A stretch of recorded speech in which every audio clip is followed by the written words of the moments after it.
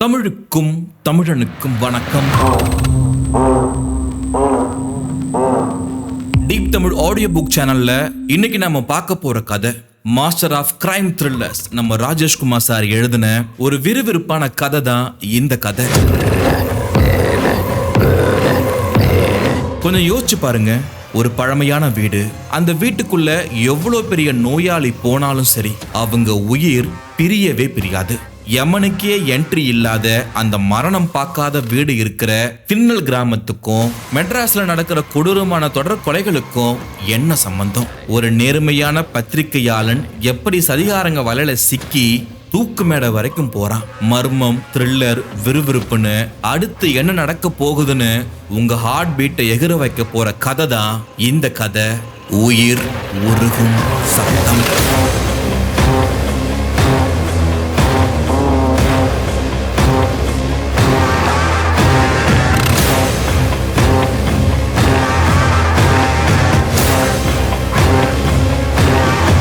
இந்த கதையை நம்ம ஏற்கனவே ஆடியோ புக்கை அப்லோட் பண்ணியிருக்கோம். இப்போ அதுக்கு காட்சிகளை சேர்த்து ஒரு மூவி பார்க்குற எக்ஸ்பீரியன்ஸை உங்களுக்கு நாங்கள் கொடுத்துருக்கோம். ஸோ நீங்கள் ஹெட்ஃபோன்ஸை போட்டு சிறந்த சவுண்ட் எஃபெக்டோட கதையையும் பார்க்கலாம். இந்த கதை உங்களுக்கு பிடிச்சிருந்தா மறக்காம சப்ஸ்கிரைப் பண்ணி கமெண்ட்டும் பண்ணி பக்கத்தில் இருக்கிற ஹைப் பட்டனை கொஞ்சம் தட்டி விடுங்க. நிறைய பேருக்கு நம்ம கதை ரீச் ஆகும். ஸோ வாங்க, ராஜேஷ்குமார் அவருடைய எழுத்துல தீபனுடைய குரல்ல உயிர் உருகும் சத்தத்தை கேட்கலாம். அத்தியாயம் 1. திண்டல் ரயில் நிலையத்தில் அந்த பேசஞ்சர் ரயில் நின்றபோது நடுப்பகல் 12 மணி. ஏப்ரலின் முதல் வார வெயில் அமிலத்தின் உக்கிரத்தோடு இருந்தது. காற்று காணாமல் போயிருந்தது. 27 வயது ரூபனும் 23 வயது வானதியும் ரயிலின் மையத்தில் இருந்த கம்பார்ட்மெண்ட் ஒன்றிலிருந்து இறங்கிக் கொண்டார்கள். சூட்கேஸ்களை கீழே வைத்துவிட்டு பிரயாண களைப்பை போக்கிக் கொள்வதற்காக கைகளை உயர்த்தி சோம்பல் முறித்து கொண்டிருக்கும் போதே இந்த ஸ்டேஷனில் ரயில் இவ்வளவு நேரம் நின்றதே பெரிய விஷயம் என்று சொல்கிற மாதிரி ரயில் பிளாட்பாரத்தை விட்டு நகர்ந்தது.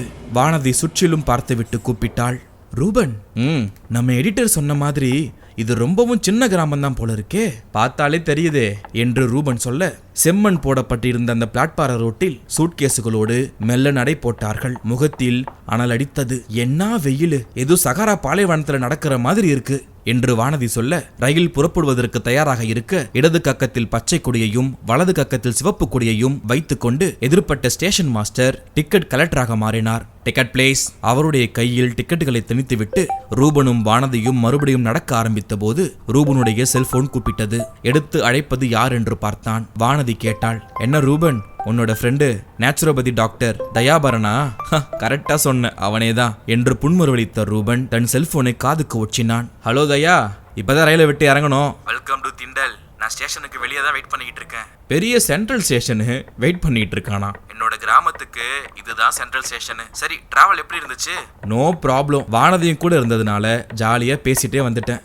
உன்னை நான் பார்த்துட்டேன். ஸ்டேஷனுக்கு வெளியே ஒரு வேப்ப மரத்துக்கு கீழே ஒரு சாயமான கார் நிக்குது, அதானே? அட பாவி, அது சாயம் போன கார்லடா. அதனுடைய ஒரிஜினல் கலரே அப்படிதான். இப்படி ஒரு கலரை நான் இது வரைக்கும் பார்த்ததே இல்லடா. என்ன கிண்டலா?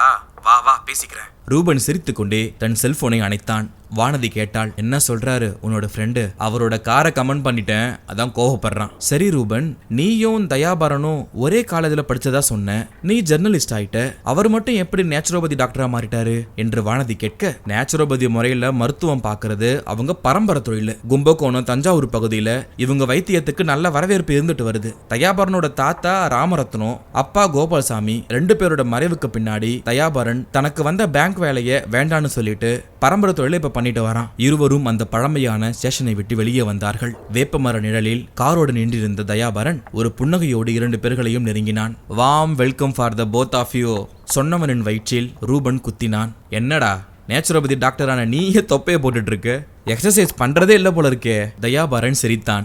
டேய் ரூபன், இந்த தொப்பை எங்க குடும்பத்தை ஜீன் காரணமா வர்ற தொப்படா. இந்தியா முழுக்க பாத யாத்திரை போயிட்டு வந்தாலும் சரி இந்த தொப்பை மட்டும் குறையாது. இதனால எனக்கு எந்த பிரச்சனையும் இல்லை என்று தயாபரன் சொல்ல, உனக்கு பிரச்சனை இல்ல, கட்டிக்க போற பொண்ணுக்கு பிரச்சனையா இருக்குமே என்று ரூபன் கலாய்க்க மூவரும் சிரித்து காரில் ஏறினார்கள். தயாபரன் காரை நகர்த்தினான். 2 பக்கமும் வயல்கள் சூழ்ந்திருக்க நடுவில் கோணல் மாணலாய் வளைந்து போன செம்மண் ரோட்டில் கார் மிதமான விதத்தில் பயணித்தது. தொலைதூரத்தில் தென்னை மரங்கள் கூட்டம் கூட்டமாய் மாநாடு போட்டிருந்தன. வானதி கேட்டாள். மிஸ்டர் தயா, இந்த ஊர்ல தட்சிணாமூர்த்தி கோவில் ரொம்பவும் விசேஷம்னு சொன்னாங்க. அந்த கோவில் எங்க இருக்கு? பக்கத்துல தான் இருக்கு சிஸ்டர். இந்த ஊர்ல 4-5 நாள் தங்கி இருக்க போறீங்க.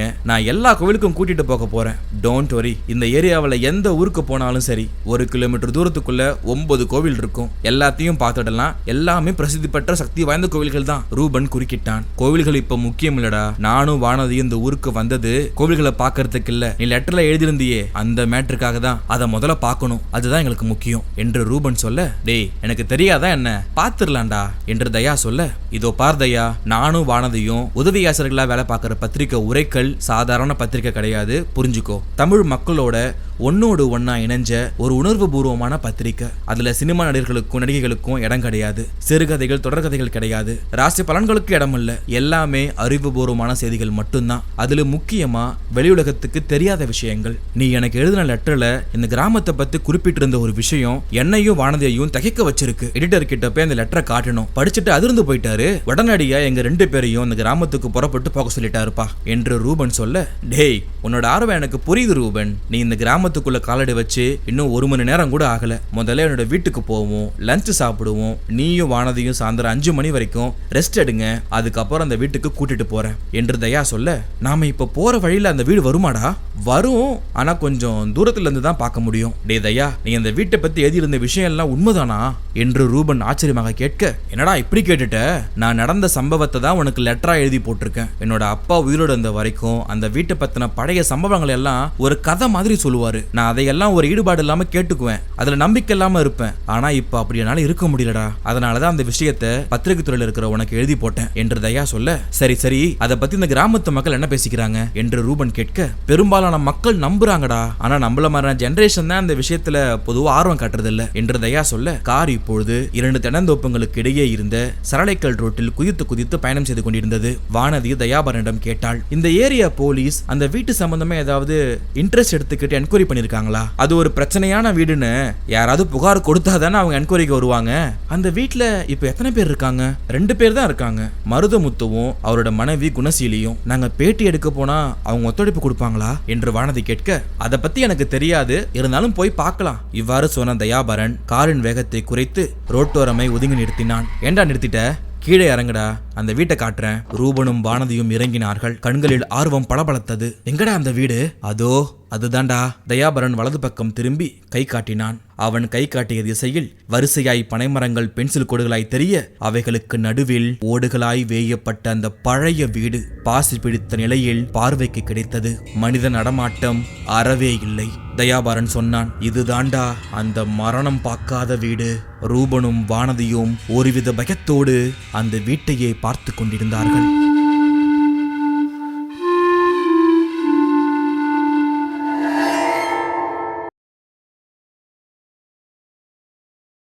அத்தியாயம் 2.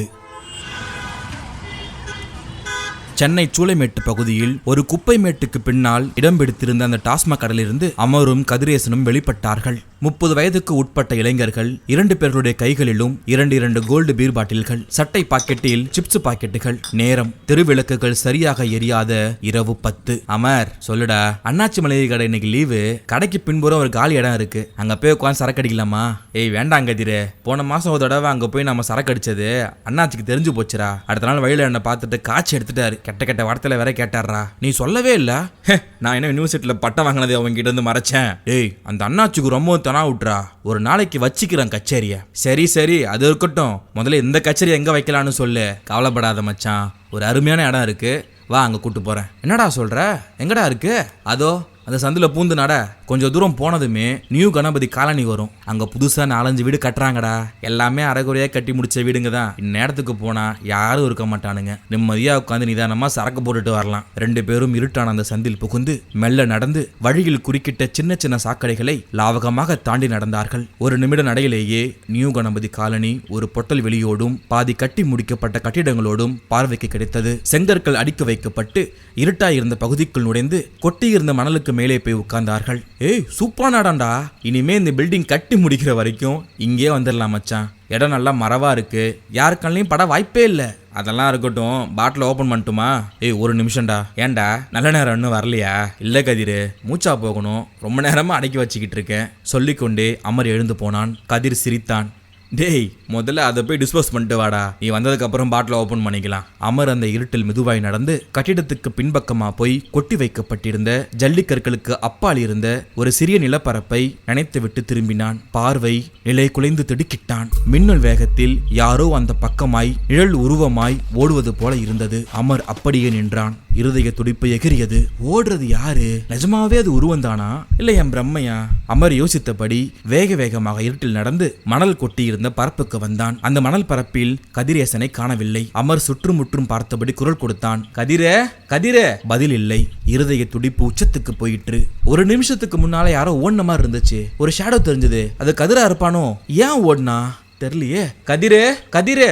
மறுபடியும் குரல் கொடுத்து கொண்டு சுற்றுமுற்றும் பார்த்தான். பில்டிங்க்கு வெளியே போய் பார்க்கலாமா என்று நினைத்த வினாடி அந்த முணுகல் சத்தம் மெதுவாய் மணல் பரப்புக்கு பின்னால் இருந்து கேட்டது. அம்மா, அம்மா. அமர் மணல் பரப்பின் பின்பக்கத்தை நோக்கி பாய்ந்தான். அரை இருட்டாக கூடிய அந்த மங்கலான வெளிச்சத்தில் கதிர் குப்புற விழுந்து கிடந்தான். பின்னந்தலையில் பெரிதாக ஒரு இரத்த பொத்தல். அவனை சுற்றிலும் ஒரு பீர் பாட்டில் சில்லு சில்லாய் உடைந்து போயிருக்க காற்றில் பீர் வாசம் கலந்து அமரின் நாசை அடைந்தது.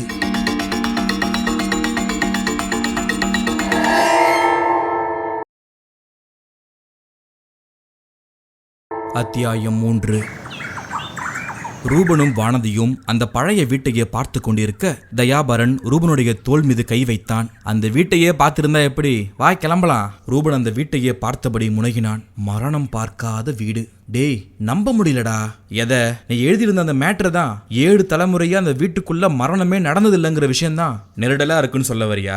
தயா கேட்க, ஆமாண்டா என்று ரூபன் சொல்ல, டே ரூபன், இந்த விஷயம் எனக்கும் நெருடல தான் இருந்துச்சு. ஆனா இந்த ஊர்ல இருக்கிற 80-90 வயசை தாண்டின பெரியவங்க கிட்ட போய் பேசி பார்த்து அவங்க கொடுத்த ஆதாரபூர்வமான விஷயங்களை வச்சுதான் நான் உனக்கு லெட்டர் எழுதினேன். அந்த வீட்டுல மரணம் நடந்ததே இல்லை. வானதி குறுக்கிட்டு கேட்டாள். அதாவது உடம்புக்கு முடியாத ஒருத்தவர் அந்த வீட்டுல இருக்கிற வரைக்கும் அவரோட உயிர் பிரியாது. ஆனா வீட்டை விட்டு வெளியே வந்தா உயிர் பிரிஞ்சிடும், அதானே?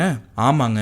அந்த உடம்புக்கு முடியாத ஒருத்தவர் எத்தனை நாட்கள் அந்த வீட்டுல இருந்தாலும் உயிர் பிரியாதா என்று வானதி கேட்க, பிரியாதுங்க என்று தயா சொல்ல, அப்படி ஒரு காட்சியை நீங்க பார்த்திருக்கீங்களா என்று வானதி கேட்க, என்கிட்ட ட்ரீட்மெண்ட்டுக்காக வந்த பேஷண்ட் ஒருத்தவர் உயிருக்கு ஆபத்தான ஒரு நிலைமையில இருந்தாரு. 1 மணி நேரத்துக்குள்ள அவரோட உயிர் பிரிஞ்சிருன்ற நிலைமை தான் இருந்துச்சு. நான் அந்த நோயாளிய மரணம் பார்க்காத வீட்டுக்கு கொண்டு போனேன். 1 வாரம் வரைக்கும் அவர் உயிரோட இருந்தாரு என்று தயா சொல்ல, ஆச்சரியமா இருக்குங்க என்று வானதி சொல்ல, ஆச்சரியம்தான், ஆனா உண்மை. நான் ட்ரீட்மெண்ட் கொடுத்துட்டு இருக்கிற வரைக்கும் அவருடைய உடல்நிலை ஓரளவுக்கு தான் தேறிட்டு வந்தது. அதுக்கப்புறம் மறுபடியும் மோசமாயிடுச்சு. உடம்பு சில்லிட்டு போனாலும் உயிர் மட்டும் பிரியல. அதாவது உயிர் உடம்பை விட்டு பிரிய துடிச்சாலும் அதால முடியல.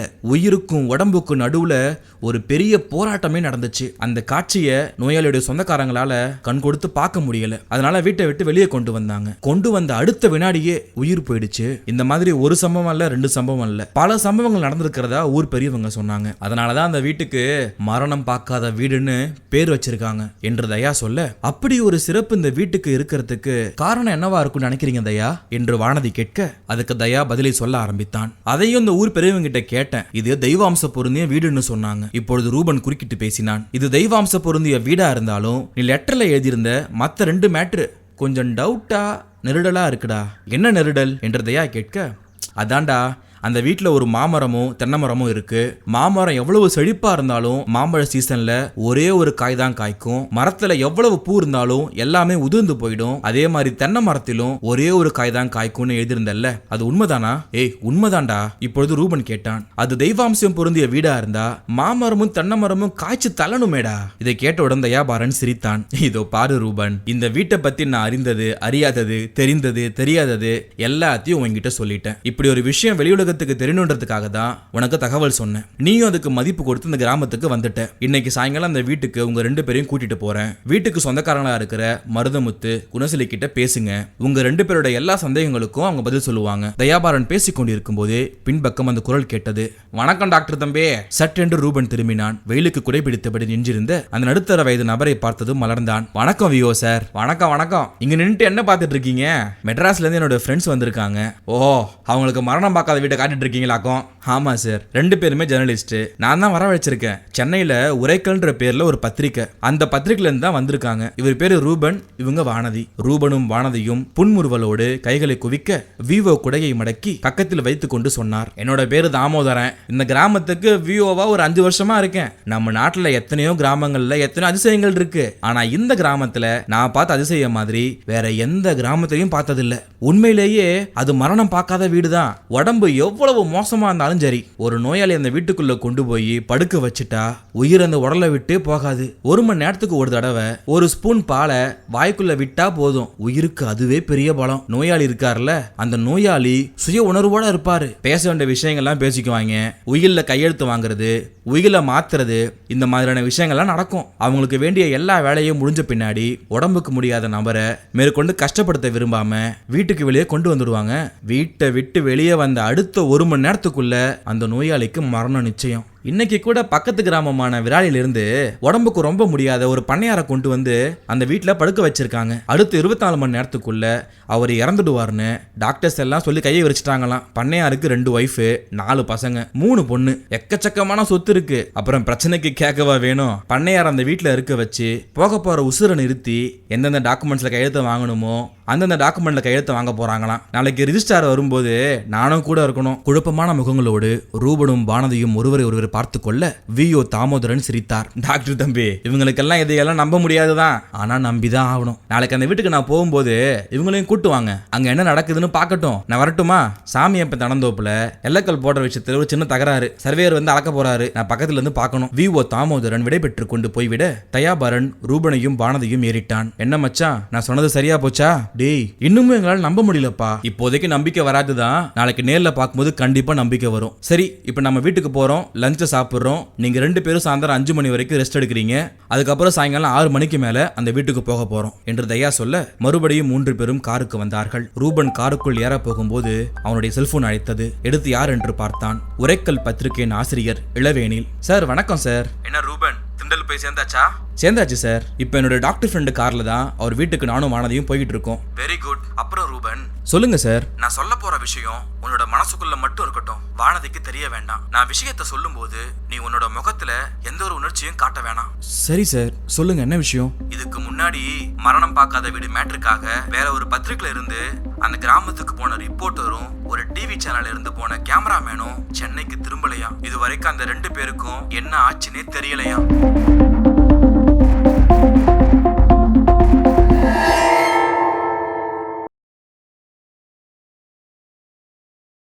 அத்தியாயம் 4. ஹாஸ்பிட்டல் ஜிஹெச் யூனிட்டுக்கு வெளியே பீதியில் உறைந்து போன முகத்தோடு அமர் பெஞ்சில் உட்கார்ந்திருக்க எதிரே சப் இன்ஸ்பெக்டர் ஜேம்ஸ் தொப்பையோடும் பெரிய மீசையோடும் நாற்காலிக்கு சாய்ந்திருந்தார். அமரை பார்வை பார்த்தபடியே கேட்டார். அப்புறம் அதான் சொன்னனே சார், 2 பேரும் பீர் சாப்பிட தனியா ஒதுக்குப்புறமா இருந்த அந்த கட்டடத்துக்கு போனோம். நான் யூரின் பாஸ் பண்ண கொஞ்சம் தள்ளி இருந்த காலி இடத்துக்கு போயிட்டு வரதுக்குள்ள கதிரேசனை யாரோ பீர் பாட்டில தலையில அடிச்சிருக்காங்க சார். உனக்கு எந்த சத்தமும் கேட்கலையா? கேட்கல சார். சம்பவம் நடந்த இடத்துக்கும் யூரின் பாஸ் பண்ண போன இடத்துக்கும் சுமார் ஒரு 50 அடி தூரம் இருக்குமா? இருக்கும் சார். இந்த தூரத்துக்குள்ள நீ இருந்தா உனக்கு சத்தம் கேட்டு இருக்கணுமே சார். சத்தியமா எனக்கு சத்தம் கேட்கல சார். சரி, நீ யூரின் பாஸ் பண்ணிட்டு திரும்பும் போது யாரோ அந்த பக்கம் ஓடின மாதிரி இருந்ததுன்னு சொன்னல. ஆமா சார். அது யாரு? தெரியல சார். அது யாரா இருக்கும்னு நினைக்கிற? சார், நானும் கதிரேசனும் க்ளோஸ் ஃப்ரெண்ட்ஸு. சொந்த ஊரு விருதுநகர். +2 வரைக்கும் ஒன்னா படிச்சோம். அதுக்கு மேல படிப்பு வராதனால வேலை தேடி சென்னைக்கு வந்தோம். எங்க 2 பேருக்குமே எவ்ரிடே டிபார்ட்மெண்ட் ஸ்டோர்ல வேலை கிடைச்சது. கோடம்பாக்கம் காளியப்பன் தெருவுல ஒரு வீடு வாடகைக்கு பிடிச்சி அங்கேயே தங்கியிருக்கோம். வீட்டுல தண்ணி அடிச்ச அக்கம் பக்கத்துல தெரிஞ்சிடும்னா வெளியே ஏதாவது ஒரு பக்கமா ஒதுங்கி சாப்பிட்டு வருவோம். தினமும் ஆளுக்கு 2 பீர் சாப்பிடுவோம் சார். மற்றபடி எங்களுக்கு வேற எந்த கெட்ட பழக்கமும் கிடையாது சார் என்று அவன் புலம்பிக் கொண்டிருக்க, கதிரேசனுக்கு ஏதாவது காதல் விவகாரம் இருந்ததா? அப்படி எல்லாம் எதுவும் இல்ல சார். 2 பேருமே ஒழுங்கா வேலைக்கு போவோம். டியூட்டி 7 மணிக்கு முடியும். வீட்டுக்கு வந்து குளிச்சுட்டு டாஸ்மாக் கடைக்கு கிளம்பிடுவோம். சரி, உனக்கு அம்மா அப்பா கிடையாது, அண்ணனும் அண்ணியும் மட்டும்தான். அவங்களும் சரியா கவனிக்கல, அதனால ஓடி வந்துட்டேன்னு சொன்னல. கதிரேசனுக்கு அம்மா அப்பா இல்லையா? அப்பா மட்டும்தான் சார் இருக்காரு. அவரும் ஒரு மலையாளத்தை பண்ண கட்டிக்கிட்டு கேரளா பக்கம் போயிட்டாரு. சப் இன்ஸ்பெக்டர் ஜேம்ஸ் உதட்டில் உறைந்து போன ஒரு அரை புன்னகையோடு அமரின் தோள் மீது கை வைத்தார். இதோ பாரு, உன்னோட ஃப்ரெண்டு கதிரேசனை இவ்வளவு மூர்க்கமா யாரோ தாக்கியிருக்காங்க. அதாவது அவன் உயிரோடு இருக்க கூடாதுன்னு நினைச்சுதான் தாக்கியிருக்காங்க. காரணம் என்னவா இருக்குன்னு நீ சொல்லு, தாக்குனது யாருன்றதை நான் கண்டுபிடிக்கிறேன். சார் தெரியாது சார், என்ன நம்புங்க சார். எனக்கு காரணமும் தெரியாது, தாக்கன ஆளு யாருன்னு தெரியாது. கதிரேசனுக்கு மயக்கம் தெளிஞ்சதும் அவனே உங்ககிட்ட எல்லா உண்மையும் சொல்லிடுவான் சார். எஸ்ஐ ஜேம்ஸ் அமரின் தோள்பட்டை அழுத்தி பிடித்தபடி புன்னகைத்தார். உனக்கு விஷயம் தெரியுமா? என்ன சார்? கதிரேசன் இப்போ உயிரோடு இல்ல. சார் என்ன சார் சொல்றீங்க? அவன் ஹாஸ்பிட்டலுக்கு கொண்டு வரும்போது உயிர் இருந்துச்சு. டாக்டர் வந்து ட்ரீட்மெண்ட் ஆரம்பிக்கிறதுக்குள்ள உயிரை விட்டுட்டான். பாட்டிலால அடிச்சு அடி மூளை வரைக்கும் போய் பாதிப்பு உண்டாக்கிருக்கு. கதிரேசன் இனி பேச மாட்டான், நீ தான் பேசணும். எஸ்ஐ ஜேம்ஸ் பேசிக்கொண்டே அமரை பார்வையால் ஊடுருவ உறைந்து போனான் அமர்.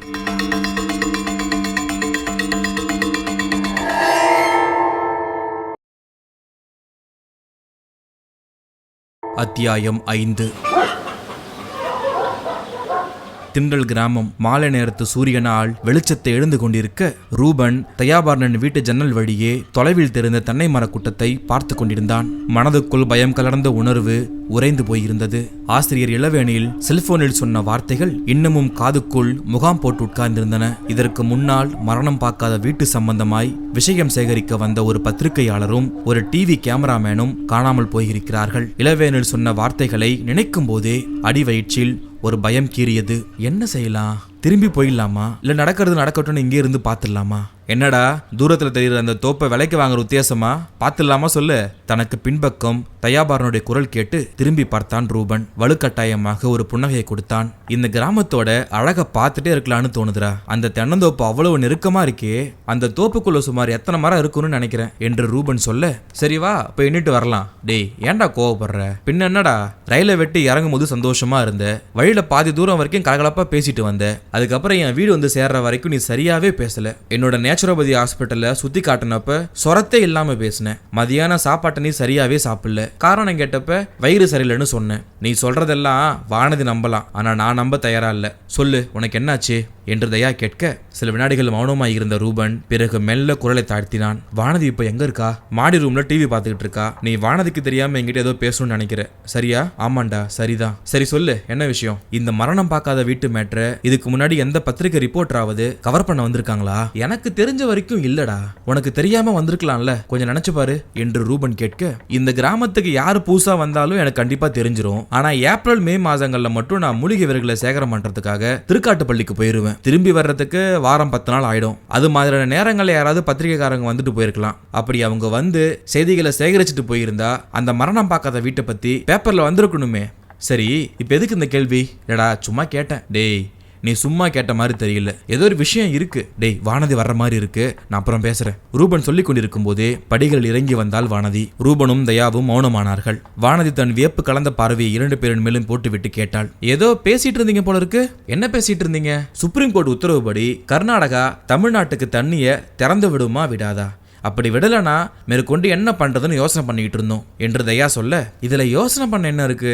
கர்நாடகா தமிழ்நாட்டுக்கு தண்ணி விடலனா இந்த பிரச்சனையை நேரா அமெரிக்க அதிபர் கிட்ட கொண்டு போயிட வேண்டியதானே என்று வானதி சொல்ல, என்னது அமெரிக்க அதிபர் கிட்டையா என்று தயா கேட்க, பின்ன என்னங்க நீங்க 2 பேரும் பேசின விஷயம் அது கிடையாது, வேற ஏதோ. உங்களுக்கு தகுந்த மாதிரி நானும் பேச வேண்டாமா? சரி இப்ப சொல்லுங்க, 2 பேர் என்ன பேசிக்கிட்டு இருந்தீங்க? நான் வர்றதை பார்த்துட்டு ஏன் பேச நிறுத்துனீங்க? ரூபன் அவஸ்தையை சிரித்து விட்டு சொன்னான். இன்னும் கொஞ்ச நேரத்துல மரணம் பார்க்காத வீட்டை பார்க்க போறோம். வானதியை கூட்டிட்டு போலாமா வேண்டாமான்னு தயா கேட்டான். வானதி தன் புருவங்களை உயர்த்தினாள். ஏன் நான் வந்தா என்ன? இல்ல எனக்கு உயிர் போகக்கூடிய நிலைமையில இருக்கிற ஒரு பண்ணையார அந்த வீட்டுக்கு கொண்டு வந்து படுக்க வைக்க போறாங்களாம். அந்த சமயத்துல உடம்புல இருந்து உயிர் பிரிய ஒரு பெரிய போராட்டமே நடக்குமா. அதை கண் கொடுத்து பார்க்க முடியாதான். அதை நீ பார்த்து பயந்துட்டா என்ன பண்றதுன்னு யோசனை பண்ணிக்கிட்டு இருந்தோம் என்று ரூபன் சொல்ல, நான் பயப்படுவேன்னு உங்க 2 பேர்ல யாரு முடிவு எடுத்தீங்க? 2 பேருமே தான். அப்ப ஒரு காரியம் பண்ணுங்க. என்ன? நீங்க 2 பேரும் வீட்டுல உட்காந்து கந்தசஷ்டி கவசம் படிச்சுக்கிட்டு இருங்க, நான் போய் மாப்பாவிய பார்த்துட்டு வரேன். அது என்ன மாப்பாவி என்று ரூபன் கேட்க, மரணம் பார்க்காத வீடு, அதை சுருக்கமாக தான் மாப்பாவின்னு சொன்னேன். முடிஞ்சா சாக கிடைக்கிற அந்த பண்ணையாரையும் பார்த்து பேசி ஒரு பேட்டி எடுத்துட்டு வந்துடுறேன். தயா ரூபனிடம் திரும்பினாள். டேய் வானதி ரொம்பவும் போல்ட்ரா, நாம 3 பேருமே போவோம். சரியா 6 மணிக்கு ரெடியாகி காருக்கு வந்து நான் வெயிட் பண்றேன் சொல்லிவிட்டு ரூபன் நகர்ந்து போய்விட ரூபன் வானதியை ஏறிட்டான். ஏதாவது பேச வேண்டுமே என்பதற்காக கேட்டான். என்ன மேல டிவி பார்த்துட்டு இருந்த போல இருக்கு? ரூபன் சொல்லு உனக்கு என்னாச்சு? ஒன்னும் ஆகலையே. இல்ல திண்டல் ரயில்வே ஸ்டேஷன்ல இறங்கும் போது உங்ககிட்ட இருந்த உற்சாகம் இப்ப மிஸ்ஸிங். 1 மணி நேரத்துக்கு முன்னாடி பார்த்த ரூபன் நீ இல்ல. அப்படியா? என்ன அப்படியா? நம்ம எடிட்டர் போன்ல பேசும்போது ஏதாவது மோசமான விஷயத்த சொன்னாரா? இல்லையே. இல்ல சொல்லு, அவர் என்ன சொன்னாரு? ரொம்ப புதுமையான மேட்ரு இது, ரைட் அப் நல்லா இருக்கணும்னு சொன்னாரு. ஒரு நாள் முன்னப்பின் ஆனாலும் பரவாயில்ல, இருந்து பார்த்துட்டு வாங்கன்னு சொன்னாரு. அப்புறம் ஏன் காதல்ல தோத்த தமிழ் பட ஹீரோ மாதிரியான ஃபீலிங்ல இருக்க? அப்படிலாம் ஒன்றும் இல்லப்பா, ஜேர்னி டயர்டு, 1 மணி நேரம் படுத்து தூங்கி எழுந்திரிச்சா எல்லாம் சரியாயிரும். அப்படியா? அப்போ போய் தூங்கு. 6 மணிக்கு உன்னை பார்க்குறப்ப நீ எப்படி இருக்கன்னு பார்க்கலாம். வானதி சிரிப்போடு சொல்லிவிட்டு மறுபடியும் மாடிக்கு போய்விட ரூபன் கீழே இருந்த தனக்கு ஒதுக்கப்பட்ட அறைக்குள் நுழைந்தான். கதவை உட்பக்கமாக தாடு போட்டுக்கொண்டு செல்போனில் ஆசிரியர் இளவேனிலை பிடித்தான். சார், நான் ரூபன். என்ன முடிவு பண்ணியிருக்க ரூபன்? அந்த கிராமத்தில் ஏதாவது பிரச்சனை இருக்கிற மாதிரி இருந்தா நீயும் வானதையும் உடனே புறப்பட்டு வந்துருங்க. நமக்கு அந்த மரணம் பார்க்காத வீடு மேட்ரு முக்கியம் இல்ல, நீங்க தான் முக்கியம். இங்க எதுவுமே பிரச்சனை இருக்கிற மாதிரி தெரியல சார். நானும் வானதையும் இங்க இருந்து பார்த்துட்டே வரோம். ரிஸ்க் எடுக்க வேண்டாம் ரூபன். இல்ல சார், என்னோட ஃப்ரெண்டு தயா கிட்ட இதை பத்தி பேசினேன். அவன் தைரியம் கொடுத்துருக்கான். அதே மாதிரி இதுக்கு முன்னாடி எந்த பத்திரிகையாளரும் இந்த கிராமத்துக்கு வந்தது இல்லைன்னு அவன் சொல்றான். சரி, நான் என் நாலேஜுக்கு வந்த ஒரு நியூஸை உனக்கு இன்ஃபார்ம் பண்ணிட்டேன். நீயும் வானதியும் இதுக்கு கொஞ்சம் ஜாக்கிரதையா இருக்கிறது நல்லது. சார், உங்களுக்கு எங்களை பத்தின எந்த கவலையும் வேணாம். நாங்க 2 நாள் இங்கேயே இருந்துட்டு எல்லா வேலையும் முடிச்சுட்டு பத்திரமா வந்துருவோம். Okay, take care. Thank you sir. Ruban செல்போனை அழைத்து விட்டு திரும்பிய வினாடி ஜன்னலுக்கு வெளியே தாடி மீசையோடு ஒரு முகம் வினாடிக்கும் குறைவான நேரத்தில் தெரிந்து உடனே மறைந்தது.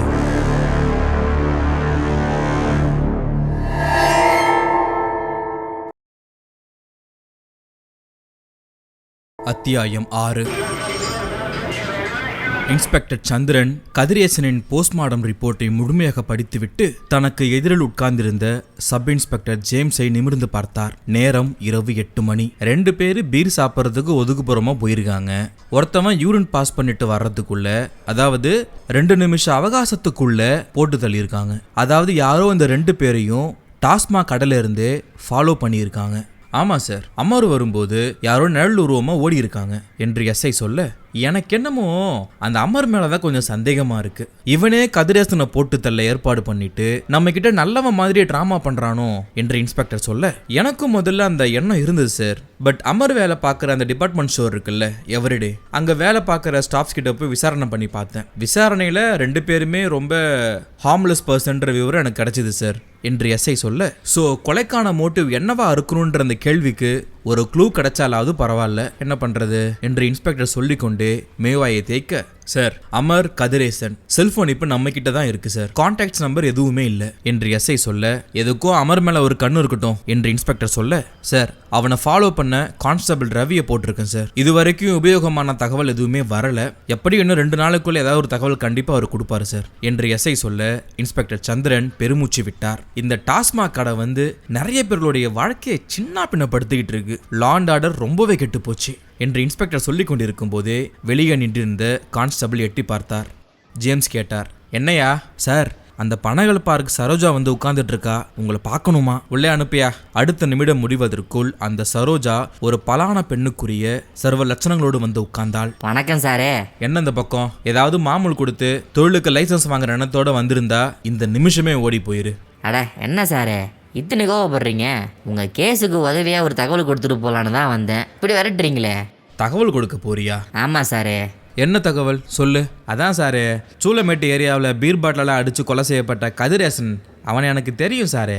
சந்திரனும் ஜேம்ஸும் நிமிர்ந்து உட்கார்ந்தார்கள். எப்படி தெரியும்? அவன் என்னோட கஸ்டமர் சாரே. போன வாரம் கூட வந்துட்டு போனான். நேற்று சாயங்காலம் தான் பேப்பரை பார்த்து விஷயத்தை தெரிஞ்சுக்கிட்டேன். உடனே உங்களாட்ட சொல்கிறேன். சந்திரன் ஆர்வமானான். சரி வா, இப்படி பெஞ்சில் உட்காரு. தேங்க்ஸ் சாரே. பிதுங்கி வழியும் அங்கங்களோடு பெஞ்சில் உட்கார்ந்தாள் அவள். சந்திரன் கேட்டார், சரி சொல்லு, கொலை செய்யப்பட்ட கதிரேசன் எத்தனை நாளா உன்னோட கஸ்டமரு?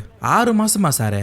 சரோஜா சொல்லிக் கொண்டிருக்கும் போதே ஜேம்ஸின் செல்போன் ரிங்டோனை வெளியிட்டது. எடுத்து அழைப்பது யார் என்று பார்த்துவிட்டு சந்திரனை ஏறிட்டார். சார், கான்ஸ்டபிள் ரவி கூப்பிடுறாரு. ஓ, அமரை கண்காணிக்க ஏற்பாடு பண்ணிட்டு இருந்தீங்களே அந்த கான்ஸ்டபிளா? ஆமா சார். என்னன்னு கொஞ்சம் கேளுங்க.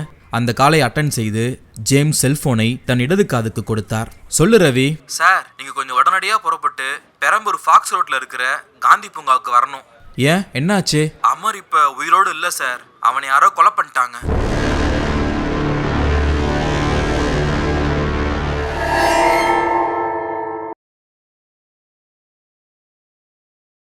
அத்தியாயம் 7. ஒரு வினாடி திடுக்கிட்டு போன ரூபன் மறு வினாடியே சுதாகரித்து கொண்டு அறையிலிருந்து வேகமாக வெளிப்பட்டான். ஓட்டமும் நடையுமாக வாசலுக்கு வர எதிரே தயா வந்தான். புருவங்கள் உயர்ந்தது. என்னடா? ரூபனுக்கு மூச்சரித்தது. யாரோ ஜன்னல் வழியை எட்டி பார்த்தாங்கடா. யாரு? அதான் தெரியல. தாடியும் மீசையுமா ஒரு முகம் இருந்துச்சு. சரி வா பார்க்கலாம். தயா வீட்டின் பின்பக்கம் பாய்ந்து போக ரூபன் பின்தொடர்ந்தான். பின்பக்கம் கண்ணு கெட்டிய தூரம் வரை சோள பயிர்கள் ஆள் உயரத்திற்கு வளர்ந்து நின்றது. எந்த பக்கமும் ஒரு மனித தலை கூட தென்படவில்லை. தயா சிறிது நேரம் சோளப்பயிர்களுக்கு இடையில் ஓடிப்போய் பார்த்துவிட்டு திரும்பி வந்தான். டேய், யாருமே காணோமேடா. ஏய், ஓடிட்டான் போல இருக்குடா என்று ரூபன் சொல்ல, ரூபன், நிஜமா நீ உருவத்தை பாத்தியா? அந்த மரக்களை அசையும் போது சில சமயம் ஜன்னல் பக்கமா நிழல் வரும். அந்த நிழலை கூட நீ பார்த்திருக்கலாம்ல என்று தயா சொல்ல, இல்ல தயா, கண்டிப்பா அது ஒரு மனித முகம்தான். தாடியும் மீசையுமா ஒரு செகண்ட் தான் பார்த்தேன். இவ்வளவு அடர்த்தியா இருக்கிற சோள காட்டுக்குள்ள கண்டிப்பா ஓடி இருப்பான்னு நினைக்கிறேன் என்று ரூபன் பதற்றத்தோடு சொல்ல, தயா சில வினாடிகள் மௌனமாக இருந்துவிட்டு ரூபனை ஏறிட்டான். கொஞ்ச நாளாவே இந்த ஏரியாவில் திருட்டு பயம் அதிகமா இருக்கு. ஜன்னல் வழியா எட்டி பார்த்த அந்த ஆள் திருடனா கூட இருக்கலாம். ஜன்னலுக்கு பக்கமா இருக்கிற மேஜை மேல வாட்சையோ மோதிரத்தையோ வச்சிடாத. என்னை கேட்டா ஜன்னலை சாத்தி வைக்கிறது பெட்ரு. சரி என்று தலையாட்டிய ரூபன் தயாவிடம் மேலும் 2 நிமிஷங்கள் பேசிக்கொண்டு இருந்து விட்டு அறைக்கு திரும்பினான். மனதுக்குள் இப்பொழுது பயத்தின் சதவிகிதம் அதிகரித்திருந்தது. எடிட்டர் இளவேனில் செல்போன்ல சொன்ன விஷயத்துக்கும் ஜன்னல் வழியே எட்டி பார்த்த தாடி மீச பேர் வழிக்கும் ஏதாவது தொடர்பு இருக்குமா? மேற்கொண்டு என்ன செய்யலாம்? இந்த திண்டல் கிராமத்துக்கு எதற்காக வந்தோமோ அதை முடித்து கொண்டு போவதா, இல்ல தயாவிடம் சொல்லிக்கொண்டு வானதியோடு சென்னை கிளம்பிடலாமா? பேசாம ஆசிரியரோடு பேசி பார்க்கலாமா என்று ரூபன் பலவாறு யோசித்துக் கொண்டிருக்கும் போதே அவனுடைய செல்போன் ரிங்டோனை வெளியிட்டது. எடுத்து அடைப்பது யார் என்று பார்த்தான். வீட்டிலிருந்து அம்மா பாகிரதி. மனது உறுத்தியது. இங்க நான் வந்த விஷயத்த அம்மா கிட்ட சொல்லி இருக்கணும். ஆனா இங்க இருக்கிற மனக்குழப்பத்துல அதை நான் மறந்தே போயிட்டேன் என்று நினைத்து கொண்டே செல்போனை எடுத்து காதுக்கு ஒற்றினான். அம்மா, என்னடா திண்டல் போய் சேர்ந்தாச்சா? சேர்ந்தாச்சுமா. பையனும் நல்லபடியா இருந்துச்சா? ஒன்னும் பிரச்சனை இல்லம்மா. தயா ஸ்டேஷனுக்கே வந்துட்டான். சரி என்ன 2 நாள்ல வேலை முடிஞ்சிருமா? முடிஞ்சிடுமா. அப்புறம் நான் சொன்னது ஞாபகம் இருக்கட்டும்பா. என்னம்மா சொன்ன? மறந்துட்ட பாத்தியா? சாரிம்மா. இப்ப சொல்லுமா. திண்டல் தட்சிணாமூர்த்தி கோவிலுக்கு போய் ஒரு அபிஷேகம் பண்ணிடு. ரொம்பவும் விசேஷமான கோவில் அது. வர்ற ஆவணிக்குள்ள உன்னோட தங்கச்சி பிரமலாவுக்கு ஒரு நல்ல வரன் அமையணும்னு வேண்டிக்கோப்பா. கண்டிப்பா அபிஷேகம் பண்றம்மா. போன வாரம் பிரமலாவை பார்த்துட்டு போன அந்த மாப்பிள்ளை வீட்டுக்காரங்கள்ட்ட இருந்து ஏதாவது போன் வந்துச்சா? வரலப்பா. புரோக்கர் நேர்லயே போய் கேட்டுட்டு வரதா சொல்லியிருக்காரு. அவங்க ரொம்பவும் எதிர்பார்க்கறாங்கன்னு நினைக்கிறேன். அப்படி எதிர்பார்த்தா வேற மாப்பிள்ளை பார்க்க வேண்டியதுதான். அம்மா, அப்படிலாம் நினைக்காதீங்க. என்னோட மனசுக்கு என்னமோ அந்த மாப்பிள்ளையே பிரமலாவுக்கு அமையணும்னு படுது. பார்க்கலாம்ப்பா. அந்த திண்டல் தட்சிணாமூர்த்தி தான் மனசு வைக்கணும். சரிம்மா, அது ஒரு பக்கம் இருக்கட்டும். நான் புறப்பட்டு வரும்போது அப்பா இருமிட்டு இருந்தாரு. இப்ப இருமல் எப்படி இருக்கு? பரவாயில்ல. 2 வேளை மிளகு கஷாயம் போட்டு கொடுத்துருக்கேன். இருமல் கொஞ்சம் கம்மியா இருக்கு. சரி, பிரமலா வீட்டுல இருக்காளா? இல்லப்பா, கம்ப்யூட்டர் கிளாஸ் போயிருக்கா. வந்ததும் ஃபோன் பண்ண சொல்லட்டுமா? இல்ல வேண்டாம்மா, நானே ராத்திரி ஃபோன் பண்றேன். ரூபன் பேசிவிட்டு செல்போனை அணைத்தான். திண்டல் கிராமத்துக்கு போக போவதாய் சொன்னதும், அம்மா முகம் மலர்ந்து போனதும், பரவசமாய் சொன்னதும் ஞாபகத்துக்கு வந்தது. டேய், நீ திண்டல் கிராமத்துக்கு போய் உன்னோட ஆபீஸ் வேலையை முடிக்கிறியோ இல்லையோ, நான் சொல்ற வேலையை முடிக்கணும். அந்த கிராமத்து தட்சிணாமூர்த்தி கோவில் ரொம்பவும் பிரசித்தி பெற்ற கோவில். நீ அந்த கோவிலுக்கு போய் உன் தங்கச்சி பேர்ல ஒரு அபிஷேக பூஜையை பண்ணிடு. நீ எதை மறந்தாலும் சரி, இதை மறக்கவே கூடாது. ரூபன் நீண்ட பெருமூச்சை ஒன்றை வெளியேற்றி கொண்டே அந்த தீர்க்கமான முடிவுக்கு வந்தான். அம்மாவுக்காவது இந்த கிராமத்தில் இருக்க வேண்டியதுதான். என்ன நடக்குதோ ஒரு கை பார்த்துடலாம்.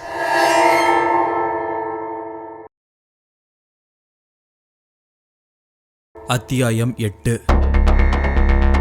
செல்போன் மறுமுனையில் கான்ஸ்டபிள் ரவி சொன்னதை கேட்டு சப் இன்ஸ்பெக்டர் ஜேம்ஸ் நிமிர்ந்து உட்கார்ந்தார். நீ என்னையா சொல்ற? அமர் மர்டரா? எப்படி?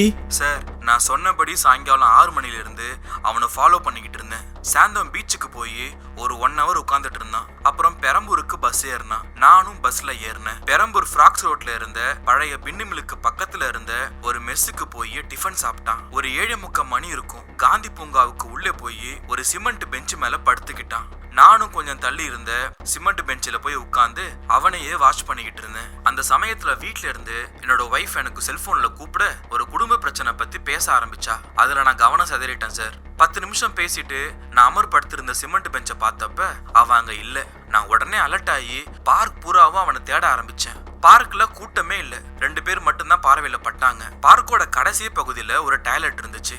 அமர் அங்க போயிருப்பான்னு நினைச்சு வேகமா அங்க நான் போனேன். டாய்லெட்டை நெருங்கும் போது யாரோ தண்ணி தொட்டிக்கு பக்கத்துல விழுந்து கிடக்குற மாதிரி என் பார்வைக்கு பட்டுச்சு சார். பக்கத்துல போய் குனிஞ்சு பார்த்தா அமர் ரத்த வெள்ளத்துல மல்லாந்து உயிரை விட்டுருந்தான். இது எப்படி நடந்ததுன்னு இன்னமும் ஒரு முடிவுக்கு நல்லா வர முடியல சார். சரி ஓகே, நீ ஸ்பாட்லேயே இரு, இப்போ நான் வந்துடுறேன். ஜேம்ஸ் செல்போனை அணைத்து விட்டு இன்ஸ்பெக்டர் சந்திரனிடம் விஷயத்தை சொல்ல அவர் நெற்றியை பிடித்து கொண்டார். சரியான குடைச்சல் பிடிச்ச கேஸா இருக்கும் போல இருக்கே, போய் என்னன்னு முதல்ல பாருங்க ஜேம்ஸ். ஜேம்ஸ் வெளியே வந்து பைக்கை உதைத்து பெரம்பூர் ஃபாரக்ஸ் ரோட்டை நோக்கி பறந்தார். இரவு 8:30 மணி. போக்குவரத்தில் 30 நிமிட பயணம். பழைய பின்னுமிலுக்கு பக்கத்தில் இருந்த காந்தி பூங்கா அடர்த்தியான மரங்களோடு இருந்தது. பைக்கை நிறுத்திவிட்டு உள்ளே போனார். பார்க்கின் டாய்லெட் பகுதியில் சின்னதாய் ஒரு கும்பல். கான்ஸ்டபிள் ரவி வேக வேகமாக வந்து ஜேம்ஸை எதிர்கொண்டார். சாரி சார், நான் எவ்வளவோ கவனத்தோடு இருந்தும் ஒரு சின்ன கவன குறைவால இந்த தப்பு நடந்துருச்சு. ஒரு 10 நிமிஷம் நேரத்துக்குள்ள இப்படி ஒரு பிளான் பண்ண ஒரு மர்டர் நடந்துச்சு சார். சரி, பாடி எங்க? ரவி கூட்டி கொண்டு போனார். மரணம் எப்படி? ஏதோ ஒரு ஆயுதத்தை வச்சு பின்னந்தலையில பலமா தாக்கி ரத்த காயத்தை உண்டு பண்ணிருக்காங்க சார். தலை 2 பொளந்து மரணம் ஏற்பட்டிருக்கு. இருவரும் மேற்கொண்டு 20 அடி தூரம் நடப்பதற்குள் டாய்லெட்டுக்கு பக்கத்தில் இருந்த தண்ணீர் தொட்டி அருகே அமர் ரத்த வெள்ளத்தில் மல்லாந்து கிடப்பது புலப்பட்டது. ஜேம்ஸ் குனிந்து அமரின் உடலை சில வினாடி வரை உற்று பார்த்துவிட்டு ரவியிடம் திரும்பினார். சம்பவத்தை நேர்ல பார்த்தவங்க யாராவது இருக்காங்களா? யாருமே இல்ல சார். ஆனா பார்க்கோட வாட்ச்மேன் கிட்ட அமர் பேசியிருக்கான் சொன்ன கான்ஸ்டபிள் ரவி சற்று தொலைவில் கும்பலோடு நின்றிருந்த ஒரு நபரை கையசைத்து கூப்பிட்டான். காக்கி அரை ட்ரௌசரும் பனியனும் அணிந்த அந்த நபர் வேக வேகமாக வந்து ஒரு கும்பிடு போட்டுவிட்டு கைகளை கட்டி கொண்டான். உன் பேர் என்னையா? Samuel sir. செத்து கிடக்கிற அந்த ஆள் உங்ககிட்ட பேசினானா? ஆமா சார், நான் மோட்டர் பம்பில் இருக்கிற ரூமை பூட்டிக்கிட்டு வெளியே வரும்போது இந்த ஆள் எதிரில் வந்தான். பார்க் எத்தனை மணி வரைக்கும் திறந்துருக்குன்னு கேட்டான். நான் 9 மணி வரைக்கும் திறந்துருக்குன்னு சொன்னேன். அப்புறம் இந்த பார்க்கில் டாய்லெட் இருக்கான்னு கேட்டான். நானும் அதுக்கு பதில சொல்லிட்டு பார்க்கோட பின்பக்க கேட்டை போட்டுறதுக்காக போனேன். அதுக்குள்ள இப்படி ஒரு சம்பவம் நடந்துருச்சு சார். இந்த பார்க்கு இப்போ சரியான பராமரிப்புல இல்லை, அதனால ஜனங்களும் இதுக்கு அதிகமாக வர்றதில்லை சார். வேலை வெட்டி இல்லாதவங்க பார்க் பெஞ்சில் படுத்து தூங்குறதுக்காக தான் வருவாங்க என்று அவர் சொல்லி முடிக்க, கொலை செய்யப்பட்ட இந்த ஆளை இதுக்கு முன்னாடி பார்த்திருக்கியா? இல்ல சார். சரி நீ போ. பார்க் வாட்ச்மேன் அனுப்பிவிட்டு கான்ஸ்டபிள் ரவியிடம் ஜேம்ஸ் நிமிர்ந்து சொன்னார். அமரோட பேண்ட் பாக்கெட்டையும் ஷர்ட் பாக்கெட்டையும் தரவா செக் பண்ணி பாத்தியா? பார்த்தேன் சார். கொஞ்சம் பணமும் பஸ் டிக்கெட்டும் இந்த விசிட்டிங் கார்டும் இருந்தது சார். கார்டை எடுத்து கொடுத்தார் ரவி. ஜேம்ஸ் வாங்கி பார்த்தார். எழுத்துக்கள் தெளிவாக தெரிந்தன. நீங்கள் விரும்பியது நிறைவேற மாயா யோகா என்று அந்த கார்டில் எழுதியிருந்தது.